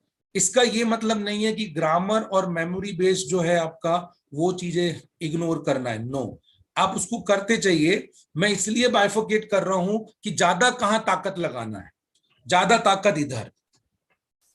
एक बिल्कुल कंपलसरी होमवर्क आपके लाइफ में, आप बिल्कुल ये आज नहीं, आने वाले लंबे समय तक जब तक आप एग्जाम नहीं देते हैं उसको दिमाग में बैठा लो। शुरुआत में रोज का एक आरसी सॉल्व करने की हैबिट डालो, एक आरसी, फिर उसको 2 करो, फिर 3 करो, करते करते 5 तक पहुंचो। 5 आरसी करने में 30 मिनट लगते हैं, एक आरसी करने में 5 से 10 मिनट लगेंगे शुरू में आपको, फिर धीरे धीरे 5 करने में 30 मिनट लगेंगे आपको, 30 मिनट या 40 मिनट मान लीजिए। तो अगर आपने 30-40 मिनट डेली का केवल और केवल इंग्लिश आरसी पे डिवोट किया ना, this will tremendously change your ability towards every single topic. Compulsory मैं बोल रहा हूं। तो कॉम्प्रीहेंशन पे पूरा ताकत लगाइए, पूरा फोकस कीजिए। ग्रामर एक ऐसी चीज है जो कुछ रूल्स पे चलते हैं। मैडम के सेशंस आपके आप ही ऑलरेडी हुए थे पहले पुराने उसमें बैचेस में, अभी और आगे आपके सेशंस होंगे। एक एक बार आपने कर लिया ना ग्रामर, खत्म। मेमोरी बेस्ड तो उसका कोई लिमिट ही नहीं ना बेटा, कहां तक उस पर जाए। मैं आपको सिंपली बोलूंगा, आज जमाना बदल गया है कि हम उठाएं और रट्टा मारते बैठे, ये वर्ड का मीनिंग ये सर, ये वर्ड का मीनिंग ये, मैं रोज वर्ड के मीनिंग लिखते बैठ रहा हूं। मैंने किया है ये चीज, बट मैं जब प्रिपरेशन कर रहा था 15 साल 16-17 साल पहले, और मैं इसीलिए डरता था इंग्लिश से, उसका रीजन आपके सामने है। अगर रीजन उस समय इंग्लिश इस तरीके से होती थी तो शायद मेरा प्रॉब्लम वैसा नहीं होता था। मतलब मेरे कांस्टेंट परफॉर्मेंस में कैट में डीआई और मैथ्स में होने के बाद भी I was not able to crack IIMs because of the English section, क्योंकि उस समय English was different, today the English is absolutely different. आप लकी हो, प्रैक्टिकल मैथ्स की तरफ सिलेबस चेंज हुआ। सिलेबस बोलते ना, आप पढ़ते नहीं, सिलेबस चेंज हुआ है भाई, ये सिलेबस है अभी आपका, ठीक है। सो this is verbal ability for us. ये आपको क्लियर हुआ मेरे ख्याल से, इसमें कोई और कंसर्न्स नहीं है। इसके बाद मैंने जो सजेशन दिया याद रखना, वो भूलना नहीं है हर सजेशंस को। रीडिंग कॉम्प्रिहेंशन एक तो करना ही करना है। Fantastic data analysis, one thing again you cannot ignore, like RC, like critical reasoning. Data analysis is something which you can absolutely not ignore. आपको आना ही पड़ेगा। उसके लिए मैं बोलूं ना, शुरुआत कहां से करो। न्यूज़पेपर, एक नहीं तो 50 प्रकार के ग्राफ होते हैं। कल मैं बता रहा था बेटा ये मत पढ़ो वो मत पढ़ो, आप थोड़ा इंटरेस्ट से एक आध ग्राफ पे रुक जाओ और उस डेटा को एनालाइज करो, उसको पढ़ो। ये उसने बताया कि भाई बीजेपी का परफॉर्मेंस असम में ऐसा ऐसा था, कांग्रेस का ये, भले ही अपने को इंटरेस्ट नहीं था पॉलिटिक्स में, बट वो डेटा तो एनालाइज कर रहे हैं। ये स्किल्स में अगर आप पीछे रह गए तो टफ होगा भाई आपके लिए। लॉ वाले तो मैनेज कर ही लेंगे थोड़ा बहुत, बट नॉन लॉ वाले को तो ये बिल्कुल ही दिक्कत है, और प्रैक्टिकल लाइफ में भी ये जरूरी है बेटा। तो डेटा एनालिसिस इज बहुत बहुत क्रूशल है।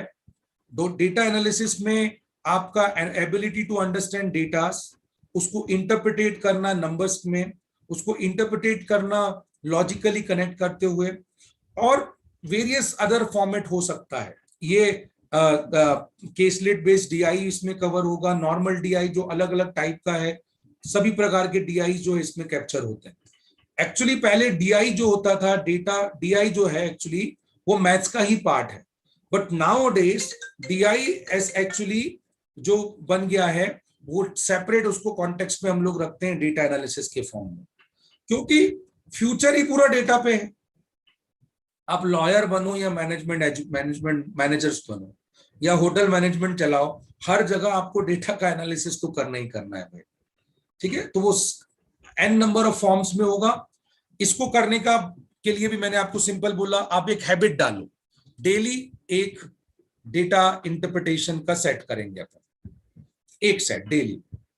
जैसे जैसे जिनका अभी तक हुआ ही नहीं है, डोंट कंसर्न अबाउट इट। कुछ एकदम ही नए बच्चे हैं जो, उनको थोड़ा टाइम लो। आप जो ऑलरेडी हो चुका है वो डेली एक बेसिस पे डीआई करो, 1 से 2 बढ़ाओ, 2 से 3 बढ़ाओ, 3 से 4। आप देखो अभी आपको क्या लगता है कि सर जब 5-5 करना होगा तो मेरे पास टाइम कहां से मिलेगा। आप देखिएगा 24 घंटे में से ना, अगर आप देखें ना, आप इतना टाइम आपका वेस्ट करते हो। जब आपको ये इंटरेस्ट आने लगेगा ना, तो अपने आप अपना टाइम जो है उस पर एडजस्ट होने लगेगा, वेस्ट वाली चीज पे। तो फिर आपको जरूरत नहीं पड़ेगी मेरी, मैं आपको बोल रहा हूं। बट ये शुरुआत करना जरूरी है। एक डीआई का सेट रोज, डेली 5 क्वेश्चन वाला। आपके पास इतने सोर्सेज हैं। मैं आपको बताऊं, अगर विकल्प की ऐप के टेस्ट खत्म भी हो गए, वो तो खत्म नहीं होंगे, आगे जाके भी अपने पास मल्टीपल ऑप्शंस हैं, वो भी खत्म होगा, मैं आपको और 10 ऑप्शन दे दूंगा। इतना करते रहना रोज, तो जरूरत ही नहीं पड़ेगी आपको। मैं बोल रहा हूं इतना कंटेंट अवेलेबल है। आप लकी हो बेटा। मुझे याद आता है प्रिपरेशन मेरे टाइम के, कि मैं अपने टेस्ट देने के लिए नागपुर जाया करता था, अपने शहर से नागपुर आता था। तो मुझे I know, still I remember. मैं ये नहीं बता रहा हूं, मैं अपनी बातों को नहीं रखना चाहता हूं, वो छोड़ दीजिए, मेरे अपने अपने खुद के ट्रबल्स रहे हैं। बट आप लोगों को मैं बता रहा हूं, आपके पास सब कुछ अवेलेबल है। ठीक है। सो डेटा एनालिसिस, अनदर सेक्शन। ये मैंने ये वाले पॉइंट को इस तरीके से स्लाइड में इसलिए रखा है, हम हमेशा से कंफ्यूजन में रहते हैं कि जनरल अवेयरनेस, जनरल नॉलेज। मैंने आपको क्लियर कहा, न्यूज़पेपर पढ़ना it's not an option, it's not a choice, it is compulsion. Updated रहना ये कोई चॉइस नहीं है आपका, ये कंपल्शन है। और न्यूज़ेस में से अच्छी न्यूज़ेस को समझना ये भी कोई चॉइस नहीं, ये भी कंपल्शन है आपका। तो आप बस इस बात पे फोकस रहिए कि when I am reading a newspaper, I will be concentrating on important news, I am analysing those न्यूज़ेस। और उस पर मैं ऑलरेडी आपको साथ कल भी एक डिस्कशन कर चुका हूं, इसलिए बहुत डिटेल में नहीं जाऊंगा। बट करंट अंडरस्टैंडिंग बहुत क्रूशल है। जो करंट में डील कर रही हैं, आपको करंट में आपके पास पता होना चाहिए। मेरा आपको एक ही सजेशन है, don't rely on general knowledge much. General knowledge का मतलब है नोइंग फैक्ट्स, रिमेंबरिंग फैक्ट्स। इसका वेटेज इंपॉर्टेंस नहीं के बराबर हो गया। हर एक एक नंबर, एक एक चीज आपको याद रखने की जरूरत नहीं है। जनरल नॉलेज मतलब हर एक की बुक किसने लिखी थी, किसकी और उसकी डेथ कब हुई है, कोई ने फर्स्ट में ये क्या किया, सेकंड में ये क्या किया, एवरी सिंगल थिंग। अगर आपको जैसे जैसे टाइम मिलेगा, हमारे पास काफी कुछ टेस्ट भी बनाए हैं, कुछ किए, वो भी पढ़ लिया ना, तो उसमें मैं बोल रहा हूँ मैक्सिमम चीज कवर हो जाती है। बट उस पर अपन फोकस्ड रहेंगे नहीं। अवेयरनेस ज्यादा जरूरी है। आपका अवेयरनेस, आपका एबिलिटी टू अंडरस्टैंड ज्यादा जरूरी है, रादर देन उसका रिमेंबर रखना, उसको बारे में फैक्ट्स को याद रखना। जनरल नॉलेज को मतलब ये बोला जाता है। आप नॉलेज का मतलब, आप सर नॉलेज मतलब वही हुआ, अवेयरनेस मतलब, कहने का मतलब ये, नॉलेज मतलब आप उसको याद रख रहे हैं, अवेयरनेस मतलब आप उसको समझते हैं। So ability to comprehend, understand rather than ability to remember is basically current affair, and it is absolutely part of your aptitude. I will prove when I will conduct more current affair sessions how current affair ability can give you good marks in RC, can give you good marks in mathematics, quantitative can give you good marks in data interpretation, can give you good marks in critical. So वो मैं आपको proof करता चलूंगा जैसे जैसे हम करेंगे, but ये बात अभी आप बिल्कुल ध्यान रखेंगे।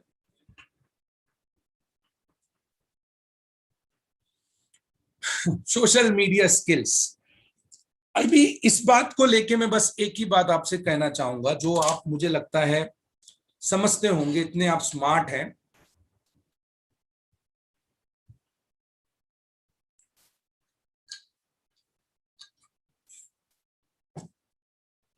Social media undoubtedly is a need of an hour, no doubt. इस पे अपन जीडी करेंगे, हम लोग इस पे केस स्टडी डिस्कस करेंगे, हम लोग इस पे डिबेट भी कर लेंगे।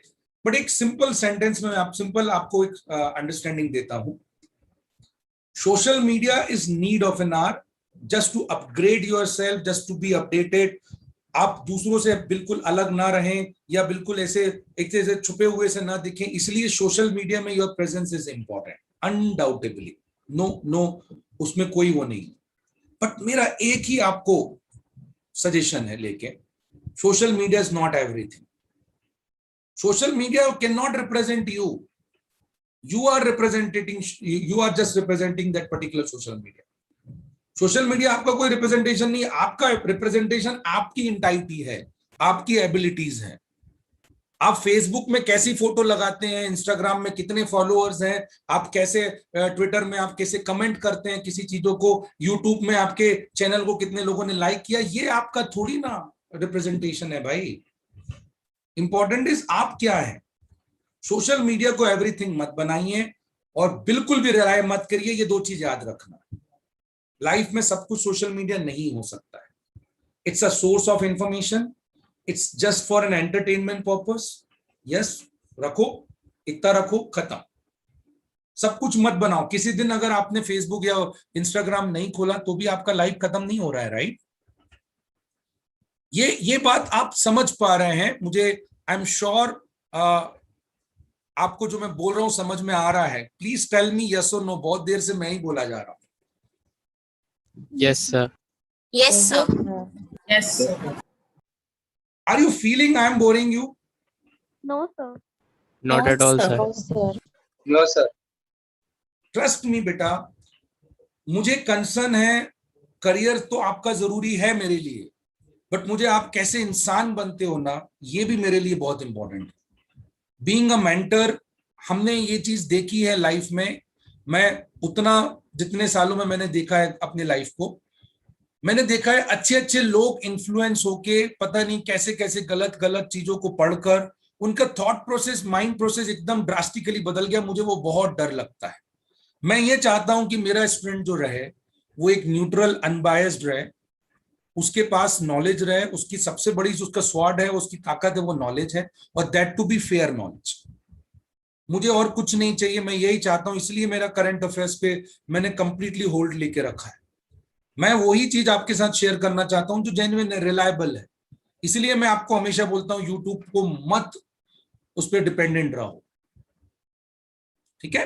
सो make sure what I am trying to say, मैं ज्यादा ड्रैग नहीं करूंगा। आप लोग अच्छे हैं, स्मार्ट बच्चे हैं, ज्यादातर डेडिकेटेड हैं, ज्यादातर डिवोटेड हैं अपने। आप जानते हैं कि आपके मम्मी पापा ने बहुत एफर्ट लेके आपको यहाँ पर क्लासेस ज्वाइन करवाई हैं, तो सब कुछ वो चीज आप जानते हैं और आपका पूरा फोकस जो आपके स्टडी पे है, आप लोग स्मार्ट हो ये समझते हो। स्टिल जहां किसी के मन में थोड़ा बहुत ABCD होगा, इस बात से आप निकाल लेना भाई। अभी तक एक बात जो मैं शायद बाद में भूल जाऊं, आप लोगों के लिए अंडर ग्रेजुएट प्रोग्राम जो विकल्प एकेडमी के अंडर में चलता है, उसमें हम दोनों, Shweta ma'am and me, are personal mentees. So आपको लोगों के लिए अगर आपको कुछ ऐसी क्वेरीज हैं, देखो सब्जेक्ट रिलेटेड क्वेरी हमेशा क्वेश्चन जो है वो आप यहीं पूछो क्लास में, बट अगर आपको कुछ क्वेरी है रिगार्डिंग एनी कंफ्यूजन है, आपको कोई पर्सनल प्रॉब्लम है, आप मुझे या श्वेता मैम को कभी भी मैसेज करके कॉल कर सकते हैं। ये मैं आपको क्लियर कर रहा हूं। अगर आप यहां स्ट्रगल कर रहे हैं, आपको लगता है कि सर मेरा सोशल मीडिया में बहुत टाइम खराब होता है, मैं कैसे क्या करूं, आप कॉल कीजिए, पर्सनली टॉप बात कीजिए, we will find out some solution. अगर आपको कोई सोल्यूशन नहीं मिल रहा है तो ध्यान रखिएगा इस बात को। We are personal mentees to you, हम लोग वो हमेशा रहेंगे आपके लिए। आखिरी point is communication. Communication is a purely a perception. Perception means people think communication means your ability to speak in English. I absolutely deny on this. It is not your ability to speak in English. It is not only ability, it is one of the ability to speak in English, but only ability to speak in English is no. Important thing is your ability to speak in your language with proper data and proper knowledge is your communication. आप क्या बोल रहे हो वो ज्यादा sensible होना चाहिए rather than your command over particular language. So if you are not like convincing in your content, how your English will be good? And this is basically the fight is going on in social media now. That is why I'm really afraid. There are two elite classes, two classes. one elite class which they called themselves left liberals. They are really exceptional in their communication. So they used to dominate entire country, and suddenly 2014 कोई नया party का कोई आ गया और उसने पूरा communication का mode ही change कर दिया. So suddenly you can see the counter होने लगा इन सब चीजों को लेकर. So communication absolutely आप ये मत देखिए, आज आप देखेंगे दोनों तरफ से काउंटर होता है. हमको तो उसको भाई देखना ही नहीं है, हमारे लिए लेफ्ट राइट सेंटर सब एक जैसे ही. पर कम्युनिकेशन डजंट मीन कि पहले ये लोग जो डोमिनेट करते थे, हमें हिस्ट्री में बुक में यही पढ़ाया गया, बेटा तेरा इंग्लिश अच्छा नहीं है ना, तेरी जिंदगी खराब हो जाएगी. मुझे तो यही पढ़ाया गया, और उस डर के मारे मैं आपको नहीं बता सकता मैं क्या क्या बोलूं. मेरे साथ कितनी प्रॉब्लम्स हुई, आपके पेरेंट्स के साथ भी श्योरली हुई होंगी, जिनका कम्युनिकेशन अच्छा नहीं है. आप लोगों के साथ नहीं होता है ये चीज, ये इंटरनेट दुनिया के साथ नहीं. क्यों चला गया वो? क्योंकि mode of communication is your knowledge, which is we are learning from internet. So communication is totally your ability to communicate thing. Language is not a barrier. Next time when I will conduct group discussion या कोई भी ऐसा topic मैं करूंगा, आप बिल्कुल डरोगे नहीं कि मेरा इंग्लिश अच्छा नहीं है या कोई दूसरा इंग्लिश अच्छा बोलता है तो नहीं. Slowly you will improve. I am assuring you. पर कम्युनिकेशन इंप्रूव करना है, और वो एक ही तरीके से होता है, ज्यादा से ज्यादा लोगों से डिस्कशन करके. अगर आप आज के युग में लर्न करना चाहते हो तो नॉलेज वेपन है, और नॉलेज गेन करना चाहते हो तो रीडिंग वेपन है, और रीड की हुई चीजों को आप याद रख के रखना चाहते हो तो उसके लिए डिस्कशन आपका वेपन है. समझ रहे हो ना? कॉन्टेक्स्ट आपको इस तरीके से चलना चाहिए. अल्टीमेटली अगर आप डिस्कस करोगे, आपके छोटे भाई बहन हैं, बड़े भाई बहन होंगे, मम्मी पापा होंगे, कोई तो आपके लाइफ में ऐसा होगा जिसके साथ आप कॉन्टेक्स्ट डिस्कस करते होंगे. अगर आप फ्लो में डिस्कस कर रहे हैं, that is your communication. Language नहीं मैटर करता. करेगा तो थोड़ा बहुत आगे जाके आप अपने आप कर लोगे. बेटा द हिंदू और इंडियन एक्सप्रेस पढ़ने वाले का इंग्लिश वीक हो मैं मान ही नहीं सकता हूं, बट एक्सेप्शनली वेल हो उसकी जरूरत ही नहीं है. मैं ये कहना चाह रहा हूं आपसे. अपने आप जब हिंदू और इंडियन एक्सप्रेस पढ़ोगे, फिर आप ये सब चीजें करोगे, तो वो अपने आप इतना तो आपका आ ही जाएगा. The way I am communicating is more than sufficient. जितना मेरे को आता है मैं आपसे बोल रहा हूं. अब हम आते हैं हमारे आखिरी स्टेज पे. ठीक है, I will take another 10 more minutes. Preparation का जो चार्ट है आपका, वो किस तरीके से आपका बनना चाहिए, that I am telling you. सबसे पहला जो क्रूशल थिंग है, जैसे मुझे लगता है कि जो आप लोग इग्नोर करते हैं, first thing is you should compulsory prepare, make your schedule. ठीक है, एक प्लानर बनाइए, एक कंपल्सरी प्लानर बनाइए. हर एक पर्सन का अपना अपना प्लानर बनता है. आप में से कुछ लोग अभी 21 में देंगे, कुछ 22 में देंगे, कुछ 23 वाले भी हैं. तो जिनका 23 में है उनका प्लानर अलग होगा, 22 का प्लानर अलग होगा, 21 वालों का अलग होगा. तो सबका अपने अपने प्लानर्स हैं. तो सब अपने अपने प्लानर्स अपने लॉजिकली उसमें बनाइए. उस प्लानर में मुझे ऐसा लगता है कि योर जो टाइम होना चाहिए वो एलोकेट करना है आपके प्रिपरेशन को, एप्टीट्यूड प्रिपरेशन को. तो इस प्लानर में आपका एप्टीट्यूड का जो टाइम है वो निकालिए आप. बाकी चीज क्या कर रहे हो वो आप डिसाइड करो. एक एप्टीट्यूड प्लानर बनना ही चाहिए. जैसे जो 21 में एग्जाम दे रहे हैं, तो या तो आपका 12th हो ही चुका है या आपका 12th अब नहीं होने वाला, या होगा भी तो कैसे होगा आप भी जानते हैं. तो 21 में जिनको एग्जाम देना है उनके पास कोई ऑप्शन नहीं बचा है. उनको 8 to 10 आवर्स डेली डिवोट करना है एप्टीट्यूड पे, मतलब सब कुछ जो मैंने आपको बताया. जो 22 में प्रिपरेशन करने वाले हैं उनके लिए कम से कम आपको मिनिमम 4 to 6 आवर डिवोट करना ही करना है. और जो 23 में प्रिपरेशन करने वाले हैं उनको मुझे लगता है 2 to 4 आवर्स डेली का आपको प्रिपरेशन करना ही करना है. तो इस तरीके से आपका प्लानर में एप्टीट्यूड तैयार होना ही चाहिए. इसके बाद सेकेंड थिंग इज प्रिपरेशन में आपको अपना कंटेंट तो मैंने आपको बता ही दिया है, आपकी एबिलिटी क्या है वो भी बता दिया. Second important thing is know your study material. ये भी चीज हमारे लिए बहुत अनफॉर्चुनेट हो रही है. अब कैसा होता है बेटा, समय के हिसाब से हम भी बदल रहे हैं, हम भी चीजों को बदल रहे हैं, but I am finding this particular thing that maximum of you are not researching it. अब आपको जैसे हमने एप्लीकेशन जो डाउनलोड, अभी जो नया एप्लीकेशन दिए, the best thing about this application is सब कुछ उसी में है। पहले जो ओल्ड एप्लीकेशन था, unfortunately we are also upgrading, उस एप्लीकेशन में अलग अलग जगहों पे अलग अलग चीजें मिलती थी, इसलिए सब थोड़ा बहुत प्रॉब्लम। अब सब कुछ वही है, तो आपको पता होना चाहिए कि उस एप्लीकेशन में क्या क्या है।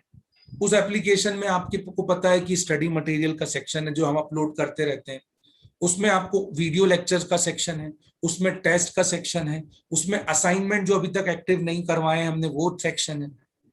तो ये सारा आपको पता होना चाहिए। फिर आपको कुछ बुक्स मिलेगी, जिनको मिल चुकी है उनको पता होना चाहिए, निकालो वो बुक्स है, उसमें क्वांट का में ये है, रीजनिंग में ये है, इंग्लिश में ये है।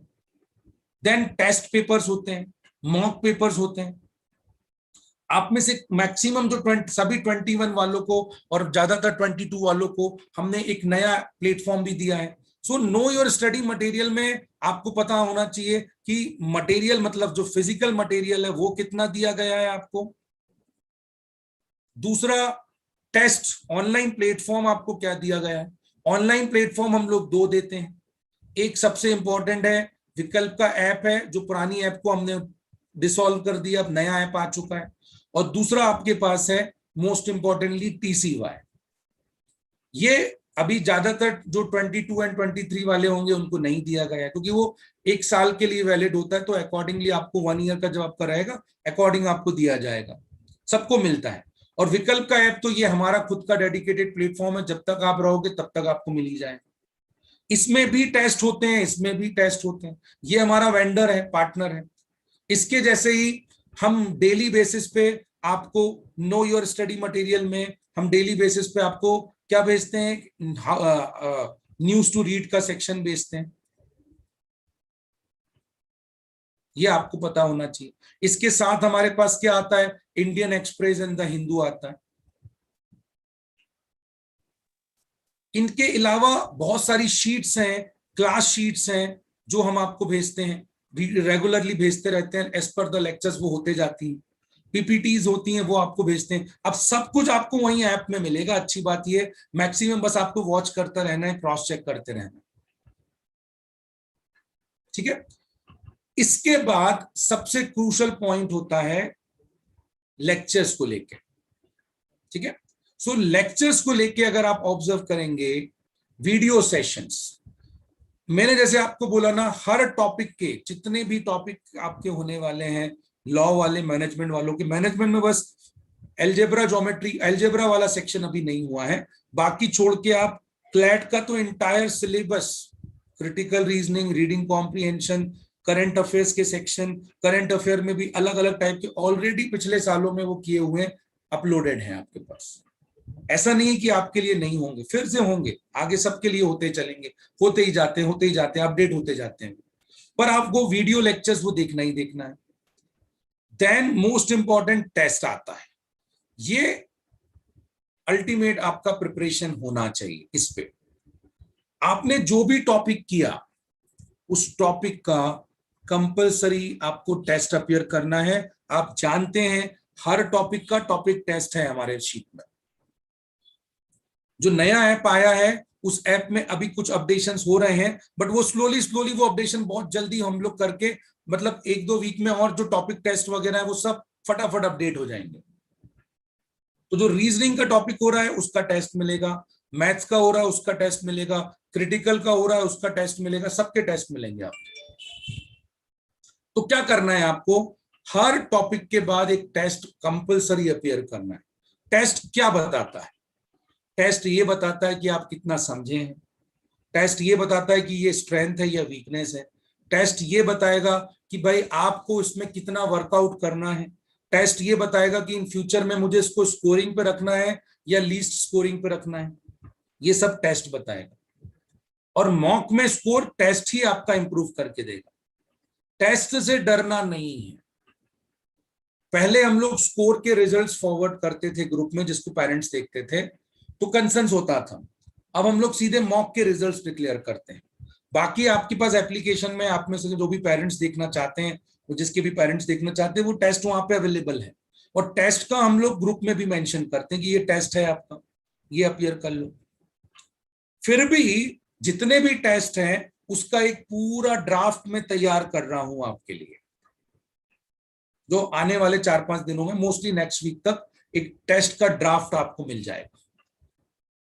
उसमें टेस्ट को अलग अलग तरीके से डिफाइन किया जाएगा। टेस्ट कैसे डिफाइन किए जाते हैं? टॉपिक टेस्ट, टीटी बोला जाता है, हर टॉपिक का एक टेस्ट। सेक्शनल टेस्ट, हर एक सेक्शन का, क्वांट एक सेक्शन, क्रिटिकल रीजनिंग एक सेक्शन है, रीडिंग कॉम्प्रिहेंशन एक सेक्शन है, तो सेक्शनल टेस्ट। और टॉपिक टेस्ट और सेक्शनल टेस्ट के बाद बनते हैं मॉक्स। मॉक्स में भी 2 पार्ट्स में डिवाइडेड है, main exam and rest of the exam. तो क्लैट वालों के लिए क्लैट के मॉक्स सेपरेट एंड ओलेट बोलते हैं, अदर लॉ एंट्रेंस के मॉक्स अलग, सीईटी के मॉक्स अलग, मैनेजमेंट वालों के लिए आईपीएम के अलग, सिम्बोसिस के अलग। तो ऐसे आपके पास मॉक्स होते हैं। इस मॉक्स में भी और इन टेस्ट में भी हमने क्या करके रखा है, 2 प्लेटफॉर्म्स दिया हुआ है आपको।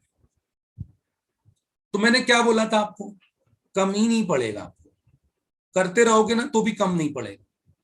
और जिस दिन कम पड़ गया वो मुझे बताना, मैं आपको नया टेस्ट बना के दूंगा, भले ही एक को बनाना पड़े, मुझे नया टेस्ट बना के दूंगा। लिमिट ही नहीं है बेटा टेस्ट की। तो test is the ultimate planner जो आपके उसमें आना चाहिए। शुरुआत में जैसे आप 23 वाले हो तो एक एक करो, 22 वाले हो तो 3-4 करो, 21 वाले हो तो कम से कम 5 हर चीज का करो, 5 RC, 5 critical reasoning, 5 DI.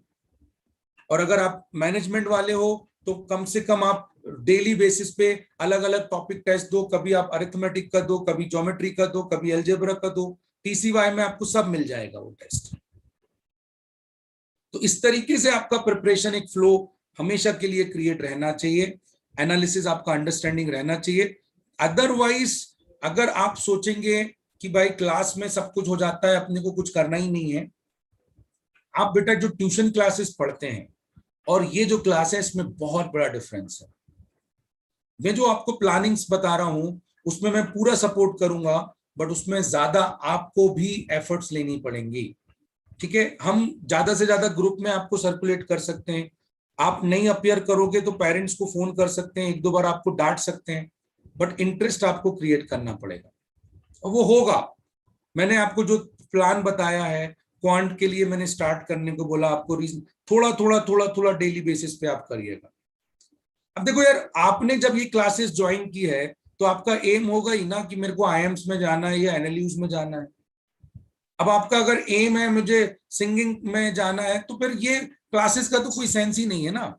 Dancing में जाना है या कोई और कुछ काम करना है, मैं तो पार्ट टाइम पे कर रहा हूं, तो पार्ट टाइम में कर रहे हो तो भाई फिर तो आपके लिए ये अप्लाई ही नहीं होता है। अगर आपका एम ही लॉयर बनना है वो भी अच्छे कॉलेज से, अगर मुझे मैनेजमेंट प्रोफेशनल बनना है वो भी अच्छे कॉलेज से, तो बेटा जो मैं बोल रहा हूं वो करना ही पड़ेगा, उसका कोई ऑल्टरनेट नहीं है। ठीक है, अब हम क्या क्या करवाने वाले हैं फाइनली जल्दी से मैं आपको बता देता हूं। लुक इट, ये प्रिपरेशन का तरीका है हमारा, ये 21, 22, 23 सब लोगों के लिए अप्लाई होगा। हम 5 लेवल पे स्ट्रेटेजीज में आपको प्रिपेयर करवाते हैं। एप्टीट्यूड तो चल ही रहा है, रेगुलर बेसिस पे टॉपिक चलते ही रहते हैं। जो 21 वाले उनके वीकडे में लेक्चर्स हो रहे हैं, 22, 23 वालों के वीकेंड्स पे हो रहे हैं, तो ये चलते ही रहेंगे।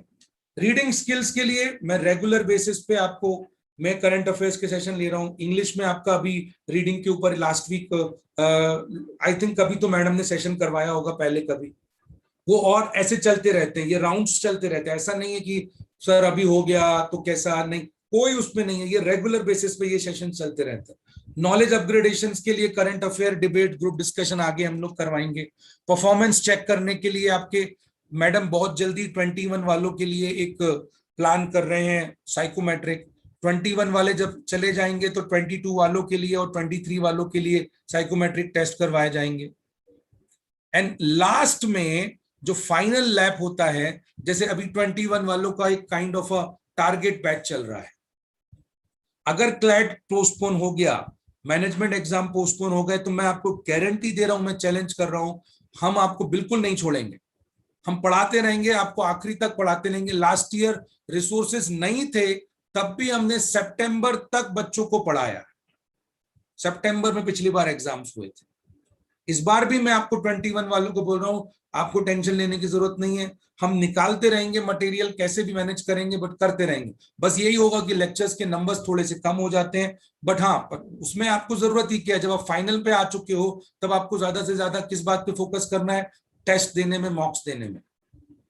वर्कशॉप, स्ट्रेटेजीज, मॉक के लिए एनालिसिस, ये सब हम लोग आपको इस प्रिपरेशन के पॉइंट्स पे डाल के रखते हैं। तो इस तरीके से हम आपको ये सब करवाने ही वाले हैं और करते ही रहेंगे। आप आगे भी हम लोग उसमें प्रिपेयर करते रहेंगे भाई, ठीक है।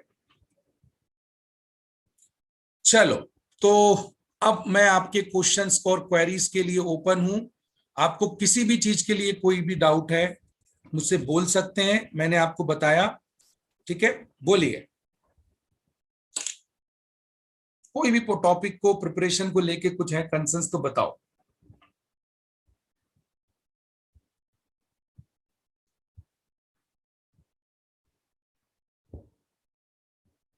और ऐसा नहीं है कि पर्सनली नहीं पूछ सकते हो आप, you have all the rights, you can text me, you can text Shweta ma'am, ठीक है।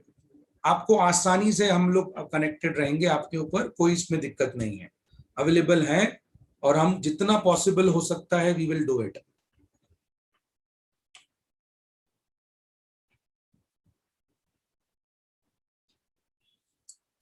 हाँ, चारुल का क्या कहना है? वैट एंड पीआई नहीं हो रहा है, ठीक है। तो रिटर्न एबिलिटी और बेटा हुए हैं सेशंस, आप शायद एक सेशन तो आई एम श्योर ये हुआ था रिटर्न एबिलिटी पे। आर्या और बाकी लोग, आप लोग बता पाएंगे? शिवानी, रिटर्न एबिलिटी पे सेशन किया था अभी हमने पहले? सो 2020 का जब पेपर क्लैट होने वाला था उस समय तब किया हुआ था, अभी श्वेता मैम ने कराया। रिटर्न एबिलिटी पे अभी नहीं हुआ है, तो ठीक है। ये मैं thank you so much Charul. ये देखो, यही सजेशंस तो चाहिए ना बेटा। और इंटरव्यू टेक्निक्स के ऊपर भी हम एक सेशन करवाएंगे आने वाले समय पे, एक वर्कशॉप रहेगा इंटरव्यू टेक्निक्स पे, क्योंकि लीगल वाले आप ये मत सोचना कि हमको जरूरत नहीं पड़ता है, गलत है, थिंकिंग ही मत रखना, वो जरूरत पड़ेगा। तो रिटर्न एबिलिटी भी करवाएंगे और उसके ऊपर भी करवाएंगे, ठीक है। Thank you. उसके ऊपर हो गया एक suggestion. Amruta, beside the lecture, is there other material we have to study or like you people provide?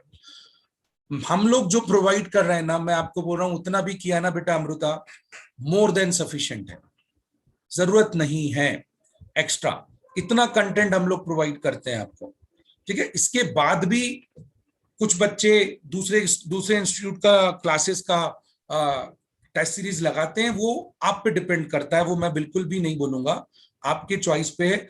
आपको बस मैं इतना बोलूंगा, सभी लोगों के लिए एक अच्छा क्वेश्चन है, 25 प्रकार का मटेरियल रख लेने से आप नहीं पास होंगे। रादर देन जो मटेरियल दिया है उसको पूरा फुल्ली कंप्लीट कर लीजिए। लास्ट ईयर लाइक जो बैच था उनके मॉक खत्म हो गए थे, तो हमने कैसे कैसे करके ये इंस्टीट्यूट वो इंस्टीट्यूट कैसे करके उसको चेंजेस करके हमने तो भी उनके 10-12 मॉक एक्स्ट्रा प्रिपेयर करके हमने उनको दिए। फिर भी अगर आप लोगों को किसी को लगता होगा तो you can go with some other material also, I don't have any issue, but I think that is sufficient guys, ठीक है।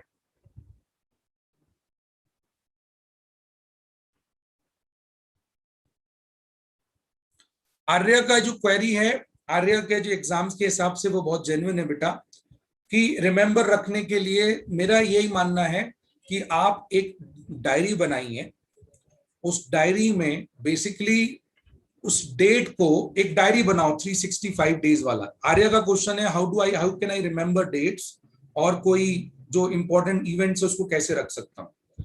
तो वो एक डायरी बनाओ, 365 डेज का डायरी होता है, उस डायरी में उसका डेट लिखो, उसका इंपॉर्टेंस डे, उस डे का इंपॉर्टेंस लिखो, वहीं पे आप कुछ जो भी इंपॉर्टेंट ऑर्बिचरीज, वो जो पर्सन वहां पे कोई उसका होगा वो लिखो। इससे क्या होगा ना, आप उस डेट को रिमेंबर रख पाओगे और नेक्स्ट टाइम पे आप उसको याद रख सकोगे। तो एक डायरी खरीद लो बेटा डेट वाला, ठीक है, और उस पर आप डेली बेसिस पे इस पर नोट लिखा करो।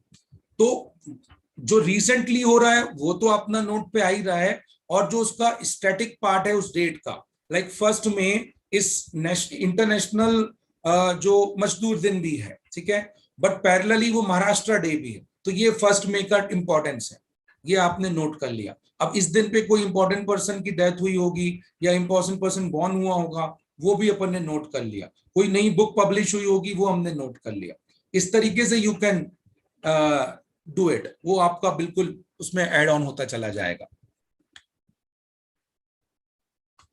ठीक है, सो चारुल का भी मैंने क्वेरी कर लिया बेटा, डेफिनेटली वो आपका पार्ट ऑफ प्रिपरेशन है, रिटन एबिलिटी, और वो भी जरूरी है, और ये भी हमारा एक पार्ट ऑफ प्रिपरेशन है कि कैसे हम लोग करना है। बाकी मैंने क्वेरीज आपके सॉल्व की।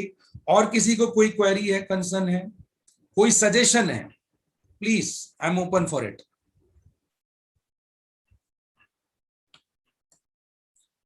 ठीक है भाई, so I think clear, everyone got a fair idea about it.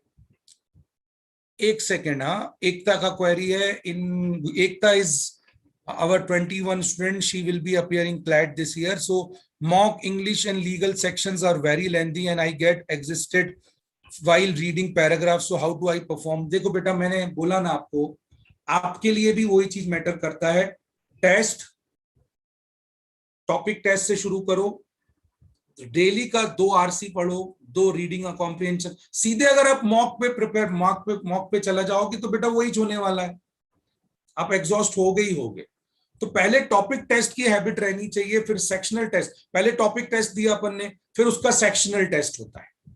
तो हमने सबके सेक्शनल, कम से कम टीसीवाई का तो मैंने काउंट ही नहीं किया, हमने कुछ 10-10 टेस्ट तो आप लोगों के लिए ऑलरेडी बना के रख चुके हैं।